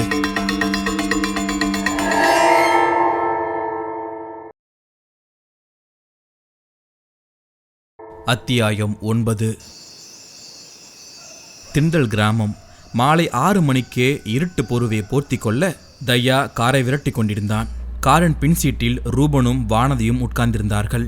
வானதி கேட்டாள், மிஸ்டர் தயா, உங்ககிட்ட ஒரு கேள்வி கேட்கலாமா? தாராளமாக கேட்கலாம். வெண்டைக்காய் விளக்கெண்ணெய் 2ஐயும் மிக்சியில் போட்டு அடித்து அதை எடுத்து மூஞ்சில் பூசிக்கிட்டா நல்லதுன்னு உங்களுடைய நேச்சுரோபதி வைத்தியத்தில் சொல்லியிருக்காங்களா? அப்படி எதுவும் சொல்லலையே. பின்ன ஏன் உங்கள் ஃப்ரெண்டு ரூபன் வெண்டைக்காயும் விளக்கெண்ணையும் 2ஐயும் கலந்த கலவையை எடுத்து பூசிக்கிட்ட மாதிரி இப்படி உட்காந்துருக்காரு? தயா சிரித்தான். காரணத்தை நீங்கள் தான் கேளுங்களேன் வானதி, எங்கிட்ட ஏன் கேட்குறீங்க? நான் கேட்டுட்டேன், ஒன்றும் இல்லைன்னு சொல்லிட்டாரு. ஆனால் காரணம் என்னன்னு எனக்கு தெரிஞ்சிருச்சு. என்ன காரணம்? நேற்று வடகொரியாவும் தென்கொரியாவும் ஏதோ பொருளாதார ரீதியாக பேச்சுவார்த்தை நடத்தியிருக்காங்க. அது தோல்வியில் முடிஞ்சு போனதா தகவல். அப்போ இருந்து ரூபன் மூடவட்டில் தான் இருக்காரு. என்ன ஆறுதல் சொல்றதுனே தெரியல என்று அவள் நக்கலாக சொல்ல ரூபன் வானதியை முறைத்தான். வானதி புன்னகைத்தாள். என்ன ராஜபக்சே மாதிரி பார்க்குற? உனக்கு என்ன ஆச்சுன்னு எனக்கு என்ன தெரியும்? நீ தான் சொல்லணும் என்று உரிமையாக வானதி கேட்க, ஒன்றும் இல்லை வானதி, கொஞ்சம் ஃபீவரிஷாக இருக்கு. இது இல்லாமல் நேற்று வீட்டிலேருந்து வேற ஃபோன் வந்துச்சா, சிஸ்டரோட மேரேஜை பற்றி அம்மா பேசினாங்க, அதான் கொஞ்சம் மூட் அவுட்டில் இருக்கேன். ஓ, இந்த 2 தான் காரணமா என்ற வானதி கேட்க, ஆமா என்பது போல் அவன் தலையாட்ட ரூபனையும் தயாவையும் மாறி மாறி வானதி பார்த்து கொண்டே, ஏதோ அவன் சொல்கிறான், நம்புற மாதிரி தான் இருக்கு, ஆனால் நம்பவும் முடியல. இருந்தாலும் அவன் பொய் சொல்ல மாட்டான்னு நீங்கள் சொல்லிருக்கீங்க தயா, அதனால நான் நம்புகிறேன் என்று வானதி சொல்லி கொண்டு இருக்கும்போதே தயா குறுக்கிட்டு ஒரு கேள்வியை கேட்டான். வானதி, உங்ககிட்ட ஒரு சின்ன ரெக்வெஸ்ட்டு. என்ன தயா? நீங்கள் ரொம்பவும் ஜோவியல் அண்ட் போல்டு தான், எனக்கு அது பிடிச்சிருக்கு. ஆனால் நாம் இப்போ மரணம் பார்க்காத வீட்டுக்கு போய் அங்கே இருக்கிற வீட்டு ஓனர் மருதமுத்துவையும் அவரோட மனைவியையும் பார்த்து பேச போகிறோம். நீங்கள் உங்கள் பத்திரிக்கைக்காக பேட்டி எடுக்க போகிறீங்க. அப்படி பேட்டி எடுக்கும்போது சீரியஸாக மட்டும் பேச வேணாம். அவங்களுக்கு கேலியான பார்வையும் கிண்டலான கேள்விகளும் பிடிக்காது. அவங்க எது சொன்னாலும் அதை நம்புற மாதிரியே உங்கள் முகபாவனை இருக்கணும். எதையும் கான்ட்ரவர்சியாக பேச வேணாம். வானதி சிரித்தாள். தயா சார், நான் அங்கே வாயை திறக்க போகிறதில்ல, எல்லாத்தையும் மௌனமாக பார்த்துக்கிட்டு இருப்பேன். ரூபன் மட்டும் பேசட்டும். நல்ல பதில்களை வரவழைக்கிற மாதிரியான சாமர்த்தியமான கேள்விகளை அவருக்கு தான் நல்லா கேட்க தெரியும். கேள்வியோட நாயகன் அவர். வானதி சொல்லி கொண்டிருக்கும் போதே மரணம் பார்க்காத வீட்டின் மேற்கூரை பார்வைக்கு கிடைத்தது. தயா வேகத்தை குறைத்தான். வந்துட்டோம் ரூபன். ரூபன் குனிந்து பார்த்தான். என்ன, வீட்டுக்கு முன்னால் இவ்வளோ கூட்டம் இருக்கு? அதான் நேத்தே கேள்விப்பட்டோமே, பக்கத்து கிராம விராலியிலிருந்து உயிருக்கு போராடிக்கிட்டு இருக்கிற பண்ணையாரை கொண்டு வந்திருக்காங்க. அவரை பார்க்கறதுக்கு தான் இவ்வளோ கூட்டம். தயா, அந்த மருதமுத்துவையும் அவரோட மனைவியையும் நாங்கள் எடுக்கிற பேட்டிக்கு ஒத்துழைப்பு கொடுப்பாங்களா? கண்டிப்பாக கொடுப்பாங்க. நான் இருக்கும்போது உங்களுக்கு என்ன தயக்கம்? நீ ஏடா கூடமான கேள்வியில் கேட்காம வந்தால் போதும்பா. சற்று தள்ளி சாலையோரமாக காரை நிறுத்தினான். மூவரும் இறங்கி வீட்டுக்கு முன்பாக நின்றிருந்த கும்பலை விலக்கி கொண்டு உள்ளே போனார்கள். பழங்கால மண் வீடு, கனமான சுவர்கள், பெரிய பெரிய ஜன்னல்கள், சுவர்களின் பாதி பரப்பு சுண்ணாம்பிலும் மீதி பரப்பு காவி நிறத்திலும் பூசப்பட்டு இருந்தது. வீட்டின் நடுவே ஒரு பெரிய மாக்கோளம் போடப்பட்டு இருக்க, அதன் நடுவே உடல் நலிந்த ஒரு நபர் நீல வாக்கில் படுக்க வைக்கப்பட்டிருந்தார். உடம்பில் உயிர் இருக்கிறது என்பதற்கு அடையாளமாக மார்பு பகுதி ஸ்லோ மோஷனில் ஏறி இறங்கி கொண்டிருந்தது. சுற்றிலும் அழுத கண்களோடு உறவினர்கள். இவருதான் அந்த பண்ணையரா இருக்கணும் என்று மூவருமே எண்ணிக்கொண்டிருக்க, பக்கத்து அறையிலிருந்து ஒரு நடுத்தர வயது மிக்க ஒரு மனிதர் வெளியே வந்து தயாவிடம் ஒரு வணக்கத்தை சொன்னார். வாங்க டாக்டர் தம்பி. தயாவும் கும்பிட்டான். ஐயா, நான் சொன்ன மெட்ராஸ்லேருந்து வந்திருக்க பத்திரிகைக்காரங்க இவங்க தான். நம்ம கிராமத்தில் 2 நாள் தங்கியிருந்து இந்த அதிசயமான வீட்டை பற்றி எழுத போகிறாங்க. இவர் பேர் ரூபன், இவங்க வானதி. எந்த பத்திரிக்கை தம்பி நீங்க என்று அவர் கேட்க, உரைக்கல். இந்த பத்திரிகை வியாபார நோக்கத்துக்காக நடத்தப்படுற பத்திரிகை கிடையாது.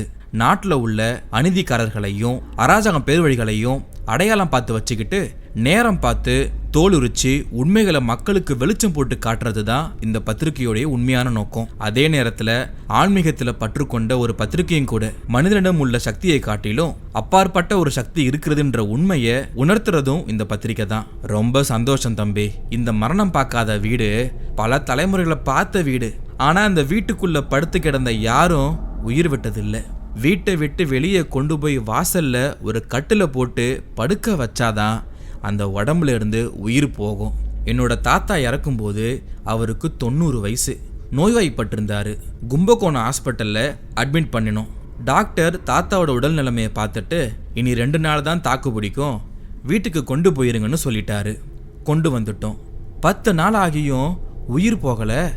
ஆனா அந்த உடம்புல இருந்து உயிர் தன்னை பிரிச்சுக்கிட்டு வெளியே வர்றதுக்கு ஒரு போராட்டத்தையே நடத்திக்கிட்டு இருந்துச்சு. அதை எங்களால் கண் கொண்டு பார்க்க முடியல. தாத்தாவை மறுபடியும் டாக்டர்கிட்ட கொண்டு போகலான்னு வெளியே கொண்டு வந்தோம். வெளியே வந்த அடுத்த வினாடியே தாத்தாவோட உடம்புல இருந்து உயிர் பிரிஞ்சிடுச்சு. அதுக்கப்புறம் என்னோட அப்பா, அம்மா, மாமனார், என்னோட பெரிய அண்ணன், இவங்க எல்லாருமே தாத்தா மாதிரி தான் உயிரை விட்டாங்க. இதுக்கு என்ன காரணம்னு எனக்கு புரியல. காரணத்தை தெரிஞ்சுக்கிறதுக்காக கேரளாவில் இருந்த ஒரு நம்பூதிரியை வர வச்சு பிரசன்னம் போட்டு பார்த்தோம். அதில் அவர் பல விஷயத்த சொன்னார். 1500 வருஷத்துக்கு முன்னாடி இந்த வீடு இருக்கிற இடம் ஒரு தவபலம் வாய்ஞ்ச ஒரு முனிவருடைய பர்ணசாலையாக இருந்ததுன்னும், அதுக்கு பின்னாடி அது ஒரு வேத பாடசாலையாக மாறிச்சுன்னும், அதுக்கப்புறம் அது மூலிகைகள் விளையிற நிலமாக இருந்துச்சுன்னும், காலப்போக்கில் அது ஒரு சித்தருடைய வாழ்விடமாக அமைஞ்சு அந்த சித்தர் அங்கேயே ஜீவசமாதி அடைஞ்சிட்டாருன்னு, அதுக்கு மேலே தான் இந்த வீடு கட்டப்பட்டு இருக்குன்னு அவர் சொன்னார். மரணம் அந்த வீட்டில் நிகழாமல் இருக்க காரணம், இது ஒரு புனிதமான இடம், அழிவு சக்திகளுக்கு இங்கே இடம் இல்லை, அதாவது இங்கே பாசிட்டிவான வைப்ரேஷன் அதிகமாக இருக்குன்னு அவர் சொன்னார். இவ்வாறு அவர் சொல்லி முடிக்கும் பொழுது அதுவரைக்கும் அமைதியாக இருந்த வானதி இப்பொழுது கேட்டாள். சார், இதை பொதுமக்கள் நம்புறாங்களா? மருதமுத்து சிரித்தார். எந்த விஷயமானாலும் அதுக்கு 2 விதமான கருத்துக்கள் இருக்கும். கடவுள் விஷயத்தில் எப்படி ஆத்திகம் நாத்திகம் இருக்குதோ அதே மாதிரி தான் இதையும் நம்புறவங்களும் இருக்காங்க, நம்பாதவங்களும் இருக்காங்க. அதை பற்றியெல்லாம் நான் கவலைப்படுறது கிடையாது. உண்டுன்னு நினச்சா உண்டு, இல்லைன்னு நினச்சா இல்லை. இந்த வீட்டில் மரணம் நிகழ்ந்தது கிடையாதுன்னு இந்த ஊரில் வாழ்ந்துட்டுருக்கிற வயசான பெரியவங்களுக்கே தெரியும்.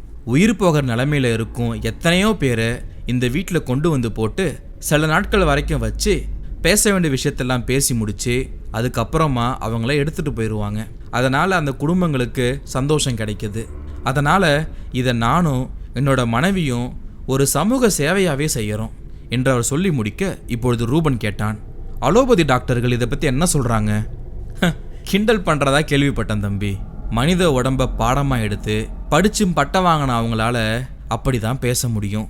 பேசிட்டு போகட்டும், ஏதாவது ஒரு நாள் அவங்களும் இந்த இடத்துக்கு வந்து தானே ஆகணும் என்று அவர் சொல்ல, இந்த வேலைக்கு நீங்கள் ஏதாவது கட்டணம் வாங்குறீங்களா என்று ரூபன் கேட்க, என்னது பணமா? இது என்ன ஹோட்டலா இல்லை சினிமா தேட்டரா காசு பணம் வாங்குறதுக்கு? இது ஒரு இலவச சேவை தம்பி. இங்கே வர்றவங்களுடைய மன நிம்மதி தான் எனக்கும் சந்தோஷம், என்னோட மனைவிக்கும் சந்தோஷம். மறுபடியும் வானதி குறுக்கிட்டு கேட்டாள். நான் ஒரு கேள்வி கேட்டால் நீங்கள் தப்பாக எடுத்துக்க மாட்டீங்களே? இங்கே வந்த பின்னாடி யாரும் எந்த கேள்வியையும் தப்பாக கேட்க முடியாதுமா. நீ கேளுமா. அவள் கேட்க ஆரம்பித்தாள். உடம்புக்கு முடியாத, எந்த நேரத்துலையும் உயிர் பிரியக்கூடிய நிலைமையில் இருக்கிற பக்கத்து கிராமத்து பண்ணையார் ஒருத்தவரை கொண்டு வந்து வீட்டில் படுக்க வச்சிருக்கீங்க. நீங்கள் நினைக்கிற மாதிரி இல்லாமல் திடீர்னு இந்த வீட்டிலேயே உயிர் பிரிஞ்சிட்டா உங்களுடைய அடுத்த கட்ட நடவடிக்கை என்னவா இருக்கும் என்று அவள் கேட்க, மேற்கில் சூரியன் உதிக்கிறது சாத்தியமாமா? சாத்தியம் கிடையாது. அது மாதிரி தாமா இதுவும். நீ நினைக்கிற மாதிரியான ஒரு நிகழ்வு இந்த வீட்டில் நடக்கிறதுக்கு சாத்தியமே இல்லை. இந்த வீட்டில் உயிர் உருகுமே தவிர உடம்பை விட்டு உயிர் பிரியாது என்று அவர் சொல்ல, சரி அப்புறம் பூக்காத மரமும் காய்க்காத தென்னை மரமும் இது எப்படி சாத்தியம் என்று வானதி கேட்க, எனக்கு விடை தெரியாத கேள்விகளில் இதுவும் ஒன்றுமா என்று அவர் சொல்ல, வருஷத்துக்கு மாமரத்தில் ஒரே ஒரு மாங்காயும் தென்னை மரத்தில் ஒரே ஒரு தேங்காயும் மட்டும்தான் கிடைக்கிறதா சொன்னாங்க. இது சம்பந்தமாக விவசாயத்துறை அதிகாரிகள் வந்து அந்த மரத்தை ஆய்வு பண்ணாங்களா என்று வானதி கேட்க, ஆய்வு பண்ணாங்கம்மா. ஆய்வு பண்ணி ரிப்போர்ட்டும் தந்தாங்க. ரெண்டுமே ஆரோக்கியமான மரங்கள் தான். ஆனால் இயற்கையாக இருக்க வேண்டிய மரபணுக்கள் தான் கொஞ்சம் மாறுபட்டு இருக்கு. அதனால தான் இப்படி ஒரு அதிசயம் நடக்குது. இங்கே இருக்கிற மாமரத்துக்கும் தென்னை மரத்துக்கும் ஊசி மருந்து மூலம் மரபணு மாற்றம் செஞ்சால் எல்லா மரங்களை போலவும், அதாவது எல்லா மாமரம் போலவும் தென்னை மரம் போலவும் இந்த மரங்களும் பூக்கும் காய்க்குன்னு சொன்னாங்க. ஆனால் அதை நான் ஒத்துக்கலை. ஏன்னா இந்த ரெண்டு மரங்களும் தெய்வாம்சம் பொருந்தியவை. இதில் காய்க்கிற ஒரு மாங்கனியை காரைக்கால் அம்மையார் கோவிலுக்கும் தேங்காயை பிள்ளையார்பட்டி விநாயகர் கோவிலுக்கும் வருஷம் கொடுத்துட்டு வரோம். இப்படி ஒரு பாக்கியம் யாருக்கு கிடைக்கும் சொல்லுங்க என்று அவர் சொல்ல, இந்த வீட்டை நாங்கள் சுற்றி பார்த்து சில ஃபோட்டோஸ் எடுக்கலாமா என்று ரூபன் கேட்க, தாராளமாக பண்ணுங்க. மருதமுத்து சொல்லி கொண்டிருக்கும் போதே ரூபனின் செல்போன் சட்டை பாக்கெட்டில் உயிர் பிடித்து அழைத்தது. எடுத்து யார் என்று பார்த்தார். அது ஒரு புது எண். யாரா இருக்கும் யோசித்து கொண்டே மெல்ல நகர்ந்து போய் செல்போனை காதுக்கு கொடுத்தான். எஸ், பேசுறது யாரு? உரைக்கல் பத்திரிகையின் ரிப்போர்ட்டர் ரூபனா? ஒரு ஆண் குரல் கரகரப்பாய் கேட்டது. ஆமா. இப்போ நீங்க எங்க இருக்கீங்க? நீங்க யாரு? Sub inspector James, Chennai Choolaimedu police ஸ்டேஷன்லேருந்து பேசிக்கிட்டு இருக்கேன். என்ன விஷயம்? நான் கேட்ட கேள்விக்கு நீங்க இன்னும் பதில் தரல. இப்போ எங்க இருக்கீங்க? திண்டல்னு ஒரு கிராமம் கும்பகோணத்துக்கு பக்கத்தில் இருக்கு. ஒரு வித்தியாசமான ஆர்டிக்கல் சம்பந்தமாக ஒருத்தரை பேட்டி எடுக்க வந்தோம். சரி, சென்னைக்கு எப்போ ரிட்டர்ன் ஆவீங்க? எப்படியும் 2 days ஆகிடும். சரி, சென்னை வந்ததும் என்னை வந்து பாருங்க. உங்ககிட்ட கொஞ்சம் பேசணும். என்ன விஷயம் சார்? எவ்ரிடேன்ற பேரில் ஒரு டிபார்ட்மெண்ட் ஸ்டோர் கோடம்பாக்கில் இருக்கிறது உங்களுக்கு தெரியுமா? தெரியும் சார். அங்கே வேலை செய்கிற அமர் கதிரேசனை உங்களுக்கு தெரியுமா? தெரியும் சார். சரி, சென்னைக்கு வந்தது என்னை வந்து மீட் பண்ணுங்க. நேரில் மற்றது பேசுவோம். மறுமுனையில் எஸ்ஐ ஜேம்ஸ் செல்போனை அணைக்க இங்கு ரூபனுடைய முகம் இருட்டுக்குள் வீழ்ந்தது.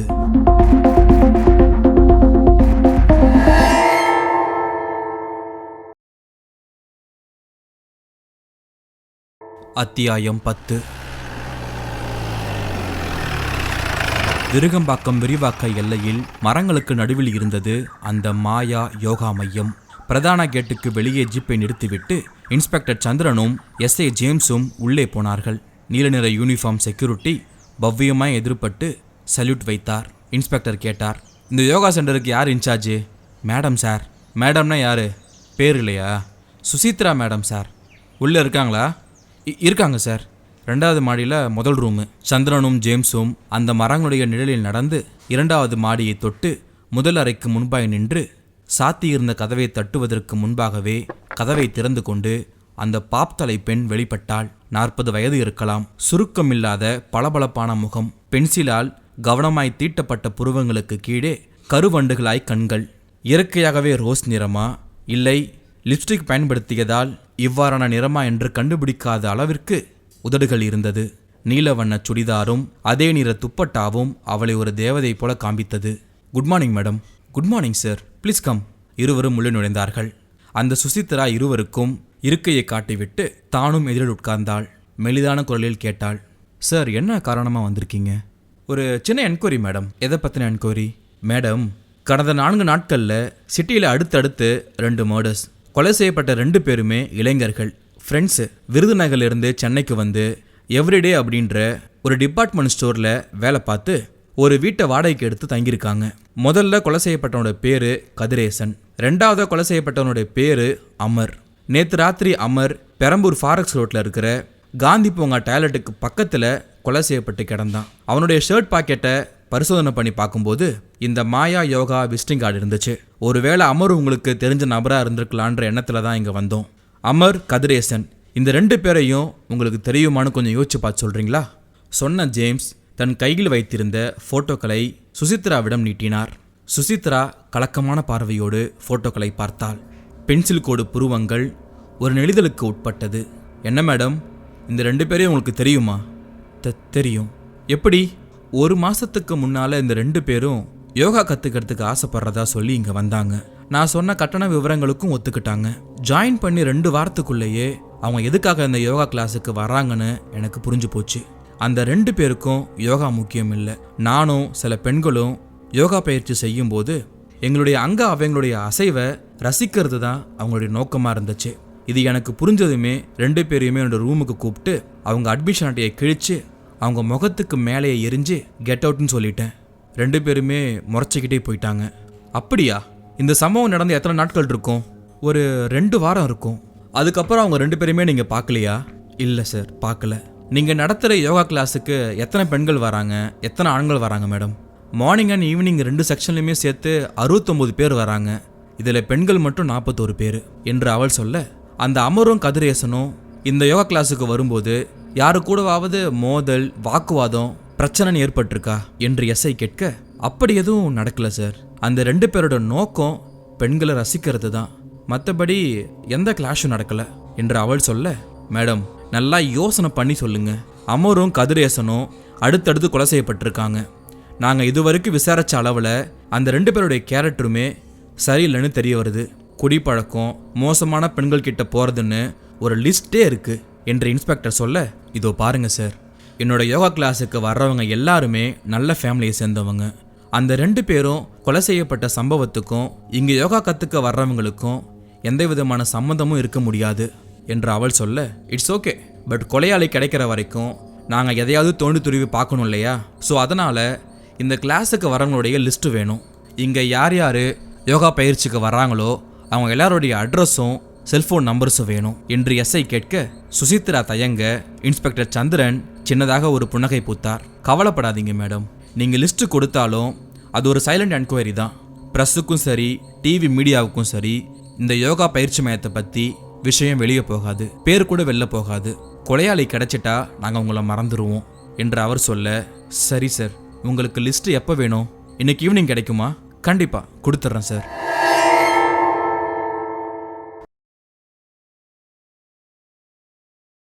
அத்தியாயம் 11. திண்டல் கிராமம் இருளில் இருந்தது. சுவர் கடிகாரம் 11 மணியை காட்டிக் கொண்டிருக்க தூக்கம் வராத ரூபன் ஜன்னல் பக்கமாய் நின்று வெளியே பார்வையை போட்டிருந்தான். பின்பக்கம் வானதியின் குரல் கேட்டது. சூரியன் இப்பவே வராது ரூபன், நாளைக்கு காலையில் 6 மணி வரைக்கும் வெயிட் பண்ணணும். ரூபன் பின்பக்கம் திரும்பினான். உதட்டில் ஒரு வறண்ட புன்னகை. நீ இன்னுமா தூங்கல? இப்போதான் ஆர்டிக்கல் எழுதி முடித்தேன். ஓ, ஆர்டிக்கல் நல்லா வந்திருக்கா? வந்திருக்கு. நீ ஒரு தடவை படித்து கரெக்ஷன் ஏதாவது இருந்தால் போடு, திருத்திக்கலாம். என்ன டைட்டில் கொடுத்துருக்க? முதல்ல ஒரு கிராமத்தின் ரகசியம் அப்படின்னு தான் டைட்டில் கொடுத்தேன். கொஞ்ச நேரத்திலேயே அது எனக்கு ரொம்ப பழசு மாதிரி தோணுச்சு. அப்புறம் வேற ஒன்று வச்சுருக்கேன். என்ன வச்சுருக்க? மரணம் பார்க்காத அந்த வீட்டு ஓனர் மருதமுத்து நமக்கு பேட்டி கொடுக்கும்போது ஒரு வார்த்தை சொன்னார், உனக்கு ஞாபகம் இருக்கா? அதைத்தான் டைட்டிலாக வச்சுருக்கேன் என்று அவள் சொல்ல, அவர் நிறைய விஷயங்கள் சொன்னார். குறிப்பாக எதை சொல்கிறான்னு தெரியலையே, நீயே சொல்லிடு. என்ன தலைப்பு? உயிர் உருகும் சத்தம். ஹே குட், எடிட்டர் உன்னை எக்கச்சக்கமாக பாராட்ட போகிறாரு, உனக்கு நல்ல கிரியேட்டிவிட்டி இருக்குது என்று அவன் சொல்ல, ரூபன் நான் ஒன்று சொல்லட்டுமா? என்ன? நான் எல்லாத்தையுமே மூலமாக தான் கற்றுக்கிட்டேன். பத்திரிக்கை துறையில் நீ சூரியன், நான் நிலா. உன்னால தான் எனக்கு வெளிச்சம். அப்பா, இந்த ராத்திரி நேரத்தில் எதுக்கு என் தலையில் இவ்வளோ பெரிய ஐஸ் கட்டி வைக்கிற? ஹே, ஐஸ் கட்டிலாம் கிடையாது, என்னோட மனசு என்று சொன்ன வானதி ரூபனையே சில வினாடிகள் வரை உற்று பார்த்தாள். ரூபன் கேட்டான், எதுக்காக இந்த பார்வை? இல்லை, நான் ஒரு கேள்வி கேட்டால் நீ உண்மையை சொல்லணும். சொல்லு. என்ன? உனக்கு என்ன பிரச்சனை ரூபன்? நீ இந்த கிராமத்துக்கு வந்ததுலேருந்து நார்மலாகவே இல்லை. நீ எதை பேசினாலும் அது கடமைக்கு பேசுகிற மாதிரி இருக்குது. சிரிச்சா கூட கஷ்டப்பட்டு சிரிக்கிற மாதிரி இருக்குது. அப்படியா? என்ன அப்படியா? எனக்கு அந்த பழைய ரூபன் வேணும். இதோ பார் வானதி, நான் அதே பழைய ரூபன் தான். நான் இப்படி டல்லாக இருக்கிறதுக்கு காரணம் என்னோட வீட்டு பிரச்சனை தான். என்ன பிரச்சனை? அம்மா ஃபோன் பண்ணிட்டு இருந்தாங்கல்ல, என்னோட சிஸ்டர் பிரமிளாவை பெண் பார்த்துட்டு போன வீட்டுக்காரங்க மறுபடியும் வரலையாம். அம்மாவுக்கும் அப்பாவுக்கும் ரொம்ப வருத்தம் என்று அவன் சொல்ல, இது எப்பவும் இருக்கிறது தானே, இதெல்லாம் நீ ஒரு பெரிய விஷயமா எடுத்துக்க மாட்டியே என்று வானதி சொல்ல, எடுத்துக்க மாட்டேன் தான், ஆனால் இன்னைக்கு அம்மா ஃபோனில் கொஞ்சம் அழுது புலம்பிட்டாங்க என்று ரூபன் சொல்ல, இதோ பாரு ரூபன், நாம் எதிர்பார்க்குற சில விஷயங்கள் நடக்காமல் போகிறப்ப இதுவும் நன்மைக்கேன்னு நினைக்கிற மனப்பக்குவம் நமக்கு வரணும். தோல்விகளை சந்திக்காத மனிதர்கள் கிடையாது. உன்னோட சிஸ்டர் பிரமிளாவுக்கு அழகு இருக்குது, படிப்பு இருக்குது, நல்ல குணம், இத்தனை குவாலிஃபிகேஷன் இருக்கும்போது கண்டிப்பாக ஒரு நல்ல வரன் அமையும். மனசை போட்டு குழப்பிக்காத. இந்த வருஷத்துக்குள்ளேயே பிரமிளாவுக்கு கல்யாணம் ஆகிடும். என்ன ஜோசியம் சொல்கிறியா? இது ஜோசியம் இல்லை, நடக்க போகிற விஷயம் என்று வானதி சொல்ல, உன்னோட வார்த்தை பலிக்கட்டும். சரி, நீ போய் தூங்கு. நாளைக்கு காலையில் சீக்கிரமாக எழுந்திரிச்சு தட்சிணாமூர்த்தி கோவிலுக்கு போகணும். ஓகே, குட் நைட் என்று ரூபன் சொல்ல, நீயும் போய் தூங்கு, ஜன்னல் வழியாக பார்த்தது போதும் வானதி சொல்லிவிட்டு போய்விட, ரூபன் ஒரு பெரும் மூச்சோடு கட்டிலில் வந்து உட்கார்ந்தான். காலையில் பார்த்த தாடிக்காரனுடைய முகம் நினைவில் ஆடியது. யாரா இருக்கும் அவன்? என்னை பார்த்தது ஏன் ஓடி மறையணும்? தாடிக்காரனுடைய முகம் மனசுக்குள் இருக்கும்போது எஸ்ஐ ஜேம்ஸ் செல்போனில் பேசிய வார்த்தைகள் ரூபனுடைய காதுக்குள் மோதியது. எவ்ரிடே டிபார்ட்மெண்ட் ஸ்டோரில் வேலை பார்க்குற அமர் கதிரேசனை உங்களுக்கு தெரியுமா? தெரியும் சார். சரி, சென்னைக்கு வந்ததும் என்னை வந்து மீட் பண்ணுங்க, நேரில் மற்றதை பேசுவோம் என்று நினைத்து கொண்டே, போலீஸுக்கு விஷயம் தெரிஞ்சிடுச்சோ என்று அவன் எண்ணிக்கொண்டே அந்த குளிரான நள்ளிரவு வேளையிலும் ரூபனுக்கு வியர்க்க ஆரம்பித்தது.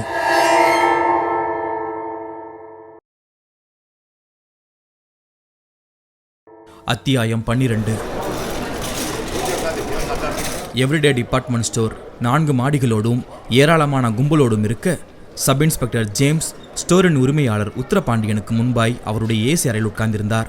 நெற்றி நிறைய விபூதியோடும் நடுவில் குங்கும பொட்டோடும் கடைவாயில் கட்டியிருந்த தங்கப்பல் தெரியும்படியாக பேசிக்கொண்டிருந்தார் உத்தரபாண்டியன். இதோ பாருங்க சார், எனக்கு என்னோட வியாபாரத்தை பற்றி தான் தெரியும். சரக்கு எங்கே வாங்கணும், எவ்வளோ லாபம் வச்சா விலை போகும், இப்படி யோசிக்க தான் எனக்கு நேரம் இருக்க தவிர இங்கே வேலை செய்கிற பசங்களை பற்றியோ பொண்ணுங்களை பற்றியோ எனக்கெல்லாம் தெரியாது. பசங்களை சேர்க்குறதும் அவங்க சரியாக வேலை செய்யாத பட்சத்தில் வேலையை விட்டு நிறுத்துறதும் சூப்பர்வைசர் விக்ரமசிங்கரோட வேலை தான். ஜேம்ஸ் குறுக்கிட்டு கேட்டார். அப்படின்னா அந்த அமரையும் கதிரேசனையும் ஒரு தடவை கூட நீங்கள் பார்க்கலையா? பார்த்ததில்லை சார். இந்த விஷயத்தில் நான் ஏன் போய் சொல்லணும்? சூப்பர்வைசர் விக்ரமசிங் இன்னும் கொஞ்சம் நேரத்தில் வந்துடுவார். நீங்கள் அவர்கிட்ட பேசினா அந்த பசங்களை பற்றின எல்லா விவரமும் உங்களுக்கு கிடைக்கும். எத்தனை பேர் இங்கே வேலை செய்கிறாங்க சார்? 100 பேர் இருப்பாங்க சார். பொம்பளை பிள்ளைங்க பாதி பேர் இருப்பாங்க. இவங்க எல்லாரையும் கட்டி மேய்க்கிறது சூப்பர்வைசர் தான். அவங்களுக்கு ஏதாவது பிரச்சனைன்னா அதை சால்வ் பண்ணுறதும் அவரே தான். அதோ அவரே வந்துட்டார். என்கொயரி அவர்கிட்ட வச்சுக்கோங்க சார். ஜேம்ஸ் திரும்பி பார்த்தார். கிரீம் நிற யூனிஃபார்மில் அந்த நடுத்தர வயது நபர் கண்ணாடி கதவை தள்ளி கொண்டு உள்ளே நுழைந்து கொண்டிருந்தார். உத்திரபாண்டியன் அவரிடம் சொன்னார், எப்பா, அந்த கொலையான 2 பேரை பற்றி உனக்கு என்னென்னலாம் தெரியுமோ அதெல்லாம் போலீஸ்கிட்ட சொல்லி கொலையாளியை கண்டுபிடிக்க உதவி பண்ணுங்க, சரியா? அந்த விக்ரமசிங் ஜேம்ஸிடம் திரும்பினார். சார், இங்கே வேலை பார்த்த கதிரேசனும் அமரும் விருதுநகரை சேர்ந்த பசங்க. நம்ம ஊரை சேர்ந்தவங்களாச்சுன்னு தான் வேலை சேர்த்து விட்டேன். ஆரம்பத்தில் ஒழுங்காக வேலை பார்த்துட்டு இருந்தானுங்க. அப்புறம் எப்படியோ குடிக்க பழகிட்டானுங்க. அதுக்கப்புறம் அவங்களோட நடவடிக்கைகள் எல்லாம் சரியில்லாமல் போயிடுச்சு. 2 தடவை நானே வார்ன் பண்ணியிருக்கேன். நடவடிக்கை சரியில்லைன்னு சொன்னீங்க. எது மாதிரியான நடவடிக்கை சரியில்லைன்னு சொல்கிறீங்க என்று எஸ்ஐ கேட்க, சார், கடையில் கூட்டம் அதிகமாக இருக்கும்போது அந்த நெரிசலை பயன்படுத்தி லேடிஸ் கஸ்டமர்ஸ் கிட்ட உரசிட்டு போகிறதும் சேல்ஸ் பொண்ணுங்க கிட்ட ரெட்ட அர்த்தத்தில் பேசுகிறதும் தான் நாளுக்கு நாள் அதிகமாயிட்டே இருந்துச்சு. இனிமே இவங்களை வச்சிருக்க கூடாது, சீட்டை கிழிச்சிட வேண்டியதை நினைச்சிட்டு இருக்கும் போது 2 பேரும் அடுத்தடுத்து கொலையாயிட்டாங்க சார். அப்படின்னா அந்த கொலைக்கு காரணம் யாரா இருக்கும்னு நினைக்கிறீங்க? Sir, no idea sir. அந்த 2 பேரோட ஃப்ரெண்ட்ஸ் வட்டாரம் யாருன்னு எனக்கு தெரியாது. அதில் யாராவது ஒருத்தர் இருக்கலாம்ல. ஓகே, இப்போ நான் கேட்க போகிற கேள்விக்கு கொஞ்சம் யோசனை பண்ணி பதில் சொல்லுங்க. கேளுங்க சார். கடையில் கூட்டம் இருக்கும்போது அந்த கூட்ட நெரிசலை பயன்படுத்தி லேடிஸ் கஸ்டமர்ஸை கதிரேசனும் அமரும் உரசிட்டு போகிறது வழக்கம்னு சொன்னீங்கல்ல. அப்படிப்பட்ட சம்பவத்தில் பாதிக்கப்பட்ட எந்த பொண்ணாவது உங்ககிட்ட வந்து புகார் கொடுத்துருக்காங்களா? ஆமாம் சார். 2 வாரத்துக்கு முந்தி ஒரு பொண்ணு என்கிட்ட வந்து கோபமாக பேசினான். அந்த கதிரேசன் அமர் 2 பேர் மேலேயும் நடவடிக்கை எடுக்கணும், இல்லைனா போலீஸுக்கு போய் கம்ப்ளைண்ட் கொடுப்பேன்னு அந்த பொண்ணு சொல்லுச்சு. நான் அந்த பொண்ணை சமாதானப்படுத்தி அனுப்பி வச்சிட்டேன் சார். அப்படியா? அந்த பொண்ணு யாருன்னு தெரியுமா உங்களுக்கு? தெரியும் சார். பேரு பிரமிளான்னு நினைக்கிறேன். இங்கே வாங்கின மிக்ஸி சரியில்லைன்னு ரிப்பேர் செக்ஷனுக்கு கொண்டு வந்தா. ஓகே, அவங்க அட்ரஸ் கிடைக்குமா? கொஞ்சம் வெயிட் பண்ணுங்க சார், நான் பார்த்து சொல்கிறேன்.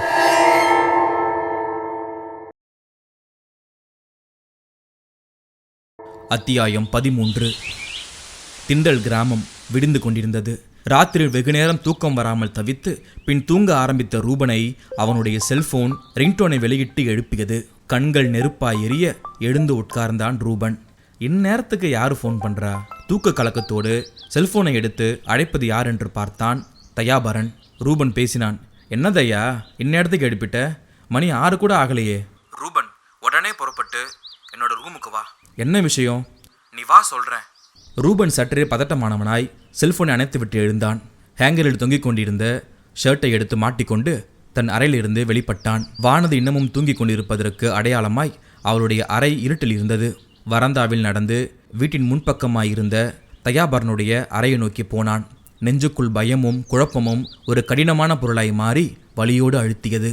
எதுக்காக இவ்வளோ சீக்கிரம் காலைல ஃபோன் பண்ணி கூப்பிட்டுருக்கான் என்று நினைத்து கொண்டே அவன் அறைக்குள் செல்ல தயாவுடைய அறை வெளிச்சமாக இருந்தது.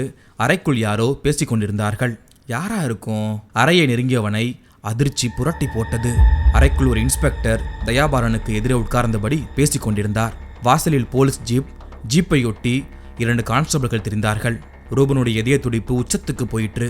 தயாபரனுடைய அறைக்குள் நுழைந்தான். என்ன தயா, போலீஸ் உன்னை தேடி வந்திருக்காங்கப்பா. எதுக்கு? நான் சொல்றேன் ரூபன். இன்ஸ்பெக்டர் குரல் கரகரப்பாய் வெளிப்பட்டது. சொல்லுங்க சார். உன்னை அரெஸ்ட் பண்றதுக்காக சென்னை போலீஸ்ல இருந்து எனக்கு தகவல் வந்திருக்கு. வாட்? அரெஸ்டா? எதுக்கு? சொல்றேன்ப்பா. கதிரேசன், அமர் இந்த 2 பேரையும் அடுத்தடுத்து கொலை பண்ணிட்டு ஒண்ணுமே தெரியாதவன் மாதிரி திண்டலுக்கு வந்துட்டா போலீஸால எதையும் கண்டுபிடிக்க முடியாதுன்னு நினைச்சிட்டியா? உறைந்து போனான் ரூபன். ஏதோ பேச முற்பட்டவனை அந்த இன்ஸ்பெக்டர் இடைமறித்தார். நீ எதுவும் பேசாத. நீ சென்னைக்கு போய் தான் வாயை திறக்கணும். புறப்படு. ஜீப் உனக்காக தான் வெயிட் பண்ணிக்கிட்டு இருக்கு. சார், நான் என்ன சொல்ல வரேன்னா? எதுவும் பேசாதப்பா, போய் ஜீப்ல ஏறு. தயாவை பார்த்தான் ரூபன். அங்கென்ன பார்வை? ரூபனின் தோள் மீது கை வைத்து வாசலில் நின்றிருந்த ஜீப்பை நோக்கி தள்ளினார் inspector.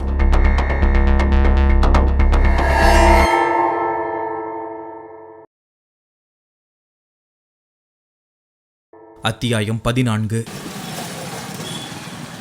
Police commissioner Purushothaman Choolaimedu police ஸ்டேஷனுக்கு முன்பாக ஜீப்பை நிறுத்திவிட்டு இறங்கும்போதே இன்ஸ்பெக்டர் சந்திரனும் சப் இன்ஸ்பெக்டர் ஜேம்ஸும் விரைப்பான செல்யூட்டுகளோடு அவரை எதிர்கொண்டார்கள். புருஷோத்தமன் கேட்டார். என்ன சொல்கிறான் அந்த ரூபன்? கதிரேசன், அமர் 2 பேரையும் கொலை பண்ணினது நான் தானு ஒத்துக்கிட்டான் சார். தான் செஞ்ச கொலைகளுக்கு அவன் கொஞ்சம் கூட வருத்தப்படலையாம்.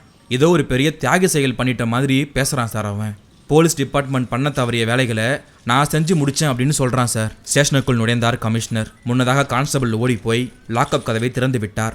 நீளமான சிமெண்ட் பெஞ்சில் மல்லாந்து படுத்திருந்த ரூபன் லாக்அப் கதவு திறக்கப்படும் சத்தம் கேட்டு எழுந்து உட்கார்ந்தான். கமிஷனரை பார்த்ததும் பவ்யமாக எழுந்து நின்றான். கமிஷனர் கான்ஸ்டபிளிடம் இருந்த ஒரு லட்டியை வாங்கி அதை ரூபனுடைய தோள் மீது வைத்து அழுத்தினார். சொல்லு, எதுக்காக அந்த 2 பேரையும் கொலை செஞ்ச? நான் பண்ணது கொலை இல்லை சார். பின்ன ஆப்ரேஷன். ஆப்ரேஷனா? ஆமாம் சார். பெண்கள் பாதுகாப்பாக இருந்தாதான் ஒரு நாடு ஆரோக்கியமாக இருக்கும். நாடு ஆரோக்கியமாக இருக்கணும்னா அமர், கதிரேசன் போன்ற கிருமிகளை அழிச்சாகணும். இதோ பாரு, சினிமா ஹீரோ டயலாகெல்லாம் இங்கே வேண்டாம். அந்த 2 பேரையும் எதுக்காக கொலை பண்ண?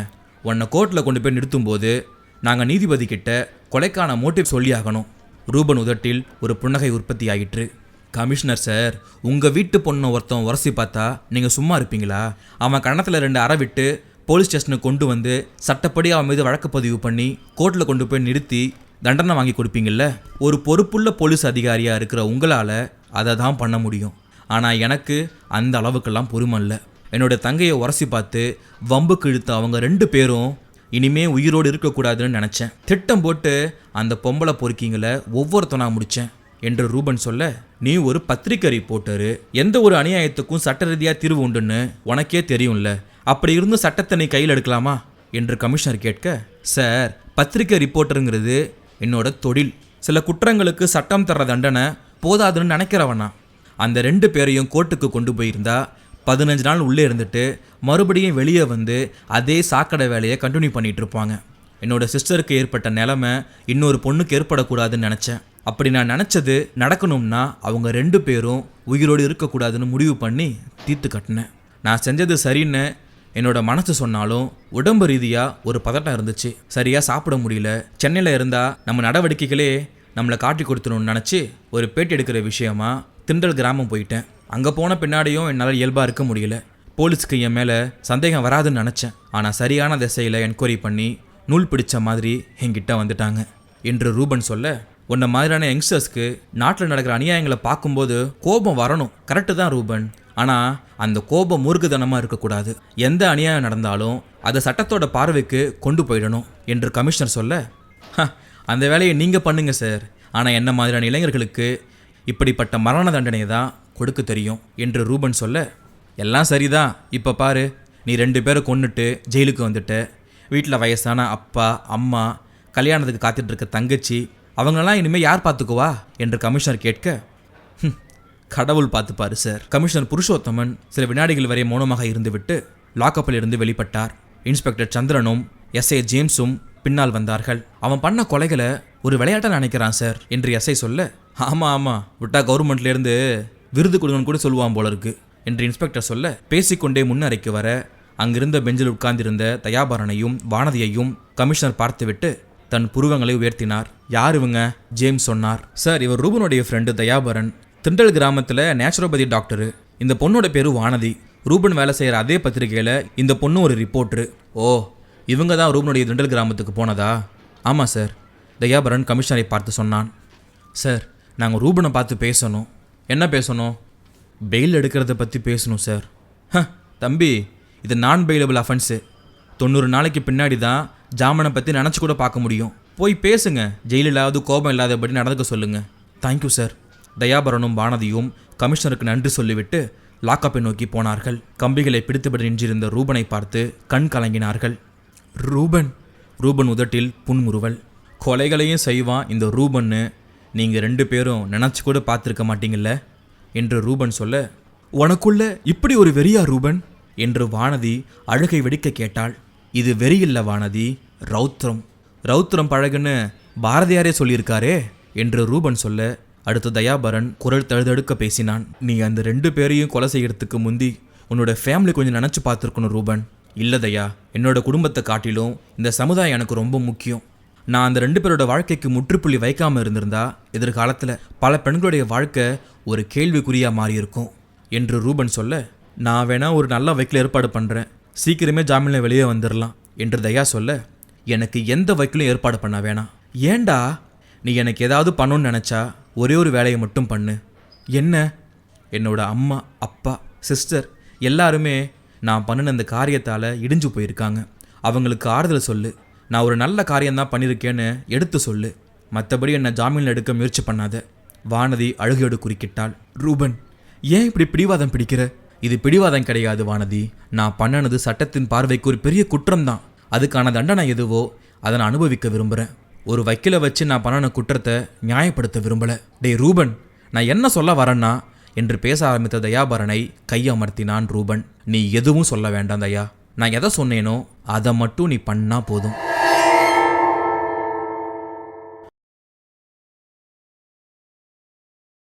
அத்தியாயம் 15. மறுநாள் காலை 11 மணி. போலீஸ் கமிஷனர் அலுவலகம். கமிஷனர் புருஷோத்தமன் வீட்டிலிருந்து கொண்டு வந்த ஃப்ளாஸ்கிலிருந்து காஃபியை டம்ளர் ஊற்றி கொண்டிருக்கும் போது ஒரு கான்ஸ்டபிள் சல்யூட்டோடு வந்து நின்றார். சார், என்ன, உங்களை பார்த்து பேசணுன்னு ஒரு பொண்ணு வந்திருக்கா. பேரு நப்பினன்னு சொல்லுது சார். கையில் ஏதோ மனு வச்சிருக்கு. விஷயம் என்னன்னு கேட்டியா? கேட்டேன் சார். உங்ககிட்ட தான் பேசணுமா? உள்ளே அனுப்பட்டுமா சார்? சரி, அனுப்பு. அந்த கான்ஸ்டபிள் தலையை செத்து விட்டு வெளியேறி போக அடுத்த 2வது நிமிஷம் நல்ல உயரத்தில் மாநிறத்தோடு அந்த பெண் உள்ளே நுழைந்தாள். 35 வயது இருக்கலாம். Good morning sir. Good morning. நான் உங்ககிட்ட கொஞ்சம் பேசணும் சார். என்னோட பேர் நப்பின்னை. கவசம்ன்ற பேரில் பாவையர் பாதுகாப்பு அமைப்பு ஒன்று நடத்திட்டு வரேன். எனக்கு சொந்த ஊர் காஞ்சிபுரம் பக்கத்தில் இருக்கிற ஒண்டிப்புலி கிராமம். அப்படியா? சரி, விஷயம் என்னன்னு சொல்லுங்கள். சார், இன்னைக்கு காலையில் பேப்பரில் நியூஸ் பார்த்தேன். கதிரேசன் அமர் என்ற 2 பேரை ரூபன்ன்ற பத்திரிகை ரிப்போர்ட்டர் கொலை பண்ணிட்டதா பேப்பரில் நியூஸ் போட்டிருக்கு. ஆமாம், அவன் தான் பண்ணா. அது ஒரு பொய்யான நியூஸ் சார். கமிஷனர் நிமிர்ந்து உட்கார்ந்தார். பொய்யான நியூஸா? நீ என்னம்மா சொல்கிற? ஆமாம் சார், அந்த 2 கொலைகளையும் ரூபன் பண்ணலை. அப்புறம்? நான் தான் சார் பண்ணேன். கமிஷனர் அதிர்ந்து போனவராய் அவளையே பார்த்தார். அவள் பேச்சை தொடர்ந்தாள். சார், இப்போ நான் சொல்ல போகிற ஒவ்வொரு வார்த்தையும் உண்மை. நான் கொஞ்ச நாளாக பெண் போலீஸாக வேலை பார்த்து அந்த வேலை பிடிக்காமல் ராஜினாமா பண்ணிட்டேன். எனக்கு அம்மா அப்பா கிடையாது. ஒருத்தரை காதலிச்சு கல்யாணம் பண்ணிக்கிட்டேன். அவரும் குடிப்பழக்கத்துக்கு அடிமையாகி உயிரை விட்டுட்டாரு. அதுக்கப்புறம் என்னுடைய வாழ்க்கையை அர்த்தமுள்ளதாக மாற்றிக்க சமுதாய பணிகளில் பங்கெடுத்துக்கிட்டேன். கவசன்ற பேரில் பாவையர் பாதுகாப்பு அமைப்பை ஏற்படுத்தி கடந்த 5 வருஷ காலமாக அதை நடத்திட்டு வரேன். இது ஒரு பெரிய அமைப்பு கிடையாது. பெண்களுக்கு எதிரான பாலியல் குற்றங்கள் நடக்கும்போது குரல் கொடுப்பேன். சமீப காலமா இளைய தலைமுறையினர் ஒரு விபரீதமான வழியில போயிட்டு இருக்காங்க. ஒரு பெண் தன்னை விரும்பலைன்னா அவளை குத்தி கொலை செய்யறதும், இல்லைனா அவளுடைய அழகை சதைக்கிற விதமா முகத்தில் ஆசிடை வீசுறதும் அன்றாட செய்திகளில் ஒன்றா மாறிட்டு வருது. அது எனக்கு பெரிய அதிர்ச்சியா இருந்துச்சு. போன மாசம் அயனாவரத்தில் விமலான்ற ஒரு இளம் பெண்ணோட முகத்தில் ஆசிட் வீச்சு நடந்ததும், முகம் சதைஞ்சு பார்வை பறிப்போன நிலைமையில அந்த பெண் ஒரு தனியார் ஹாஸ்பிட்டலில் சிகிச்சை பெற்று வந்ததும், பிறகு அந்த சிகிச்சை பலன் இல்லாமல் அவள் இறந்து போனதும் உங்களுக்கும் போலீஸ் துறைக்கும் தெரியும்னு நினைக்கிறேன். கமிஷனர் தெரியும் என்பது போல தலையசைத்தார். நப்பின்னை பேச்சை தொடர்ந்தாள். சார், விமலான்ற அந்த 21 வயது பெண்ணோடைய முகம் கருகி போனது போலவே அவள் வாழ்க்கையும் கருகி போக யார் காரணம்? அந்த ஆசிட் வீச்சை நடத்தினது யாரு? இந்த கேள்விகளுக்கு போலீஸ் டிபார்ட்மெண்ட்டால் இதுவரைக்கும் பதில்களை கண்டுபிடிக்க முடியல, குற்றவாளிகளையும் கண்டுபிடிக்க முடியல. ஆனால் நான் என் சொந்த முயற்சியால் இன்வெஸ்டிகேட் பண்ணி குற்றவாளிகளை கண்டுபிடிச்சிட்டேன். அவங்க வேற யாரும் இல்லை, கதிரேசனும் அமரும் தான். விமலாவோட முகத்தில் அமிலத்தை வீசினது அந்த 2 பேர் தான்ற உண்மை கன்ஃபார்ம் ஆனதும் போலீஸுக்கு தெரியப்படுத்தலான்னு நினச்சேன். ஆனால் அதுக்கான ஆதாரங்கள் என்கிட்ட இல்லாததுனால இந்த பிரச்சனைக்கு நானே நீதிபதியாக மாறிட்டேன். கதிரேசன், அமர் 2 பேரையும் க்ளோஸாக வாட்ச் பண்ணி சரியான வாய்ப்புகள் கிடைச்ச போது தீர்த்து கட்டிட்டேன். நான் அவங்கள தாக்கும்போது சத்தம் வெளியே வராமல் இருக்கிறதுக்காக முதல்ல வர்மக்கலையை பயன்படுத்தி அவங்கள செயலிழக்க பண்ணி அதுக்கு பிறகுதான் தீர்த்து கட்டினேன் என்று சொன்ன நப்பின்னை தன் கையில் வைத்திருந்த செல்போனை ஆன் செய்து வீடியோ ஆப்ஷனுக்கு போய் பட்டனை தட்டி விட்டு காண்பித்தாள். நான் அவங்கள தாக்கின பிறகு உயிர் பிரியறதுக்காக அவங்க துடிச்ச துடிப்பை என்னோட செல்போனில் பதிவு பண்ணி வச்சிருக்கேன். பாருங்க கமிஷனர் சார், நான் அடிக்கடி பார்த்து சந்தோஷப்பட்டு கொள்கிற வீடியோ சார் இது. அப்புறம் இது என்னுடைய ஸ்டேட்மெண்ட். கதிரேசனையும் அமரையும் எதுக்காக கொலை பண்ணனேன், எப்படி கொலை பண்ணேன்னு விளக்கமாக எழுதி கையெழுத்தும் போட்டிருக்கேன். என்னை அரெஸ்ட் பண்ணிட்டு அந்த ப்ரெஸ் ரிப்போர்ட்டர் ரூபனை விடுதலை பண்ணுங்க. ஒரு நிரபராதி ஒரு நிமிஷம் கூட லாக்கப்புக்குள்ள இருக்கக்கூடாது. சொல்லிக்கொண்டே நப்பினை நீட்டிய ஸ்டேட்மெண்ட் தாளையும் செல்போனையும் வாங்கி கொண்ட கமிஷனர் புருஷோத்தமன் நெற்றியில் வியர்த்தவராய் பார்த்துவிட்டு தனக்கு பக்கத்தில் இருந்த டெலிபோன் ரிசீவரை எடுத்தார். எண்களை தட்டிவிட்டு மறுமுனையில் ரிசீவர் எடுக்கப்பட்டதும் பேச ஆரம்பித்தார். குரலில் கோபம் இருந்தது. யார் பேசுறது? ஜேம்ஸா? ஆமா சார். ரூபன் விவகாரத்தில் என்னையா நடக்குது? சார், நீயும் இன்ஸ்பெக்டர் சந்திரனும் முதல்ல புறப்பட்டீங்க வாங்க. இன்னொரு அரை மணி நேரத்துக்குள்ள என் முன்னாடி நீங்க இருக்கணும். Yes sir.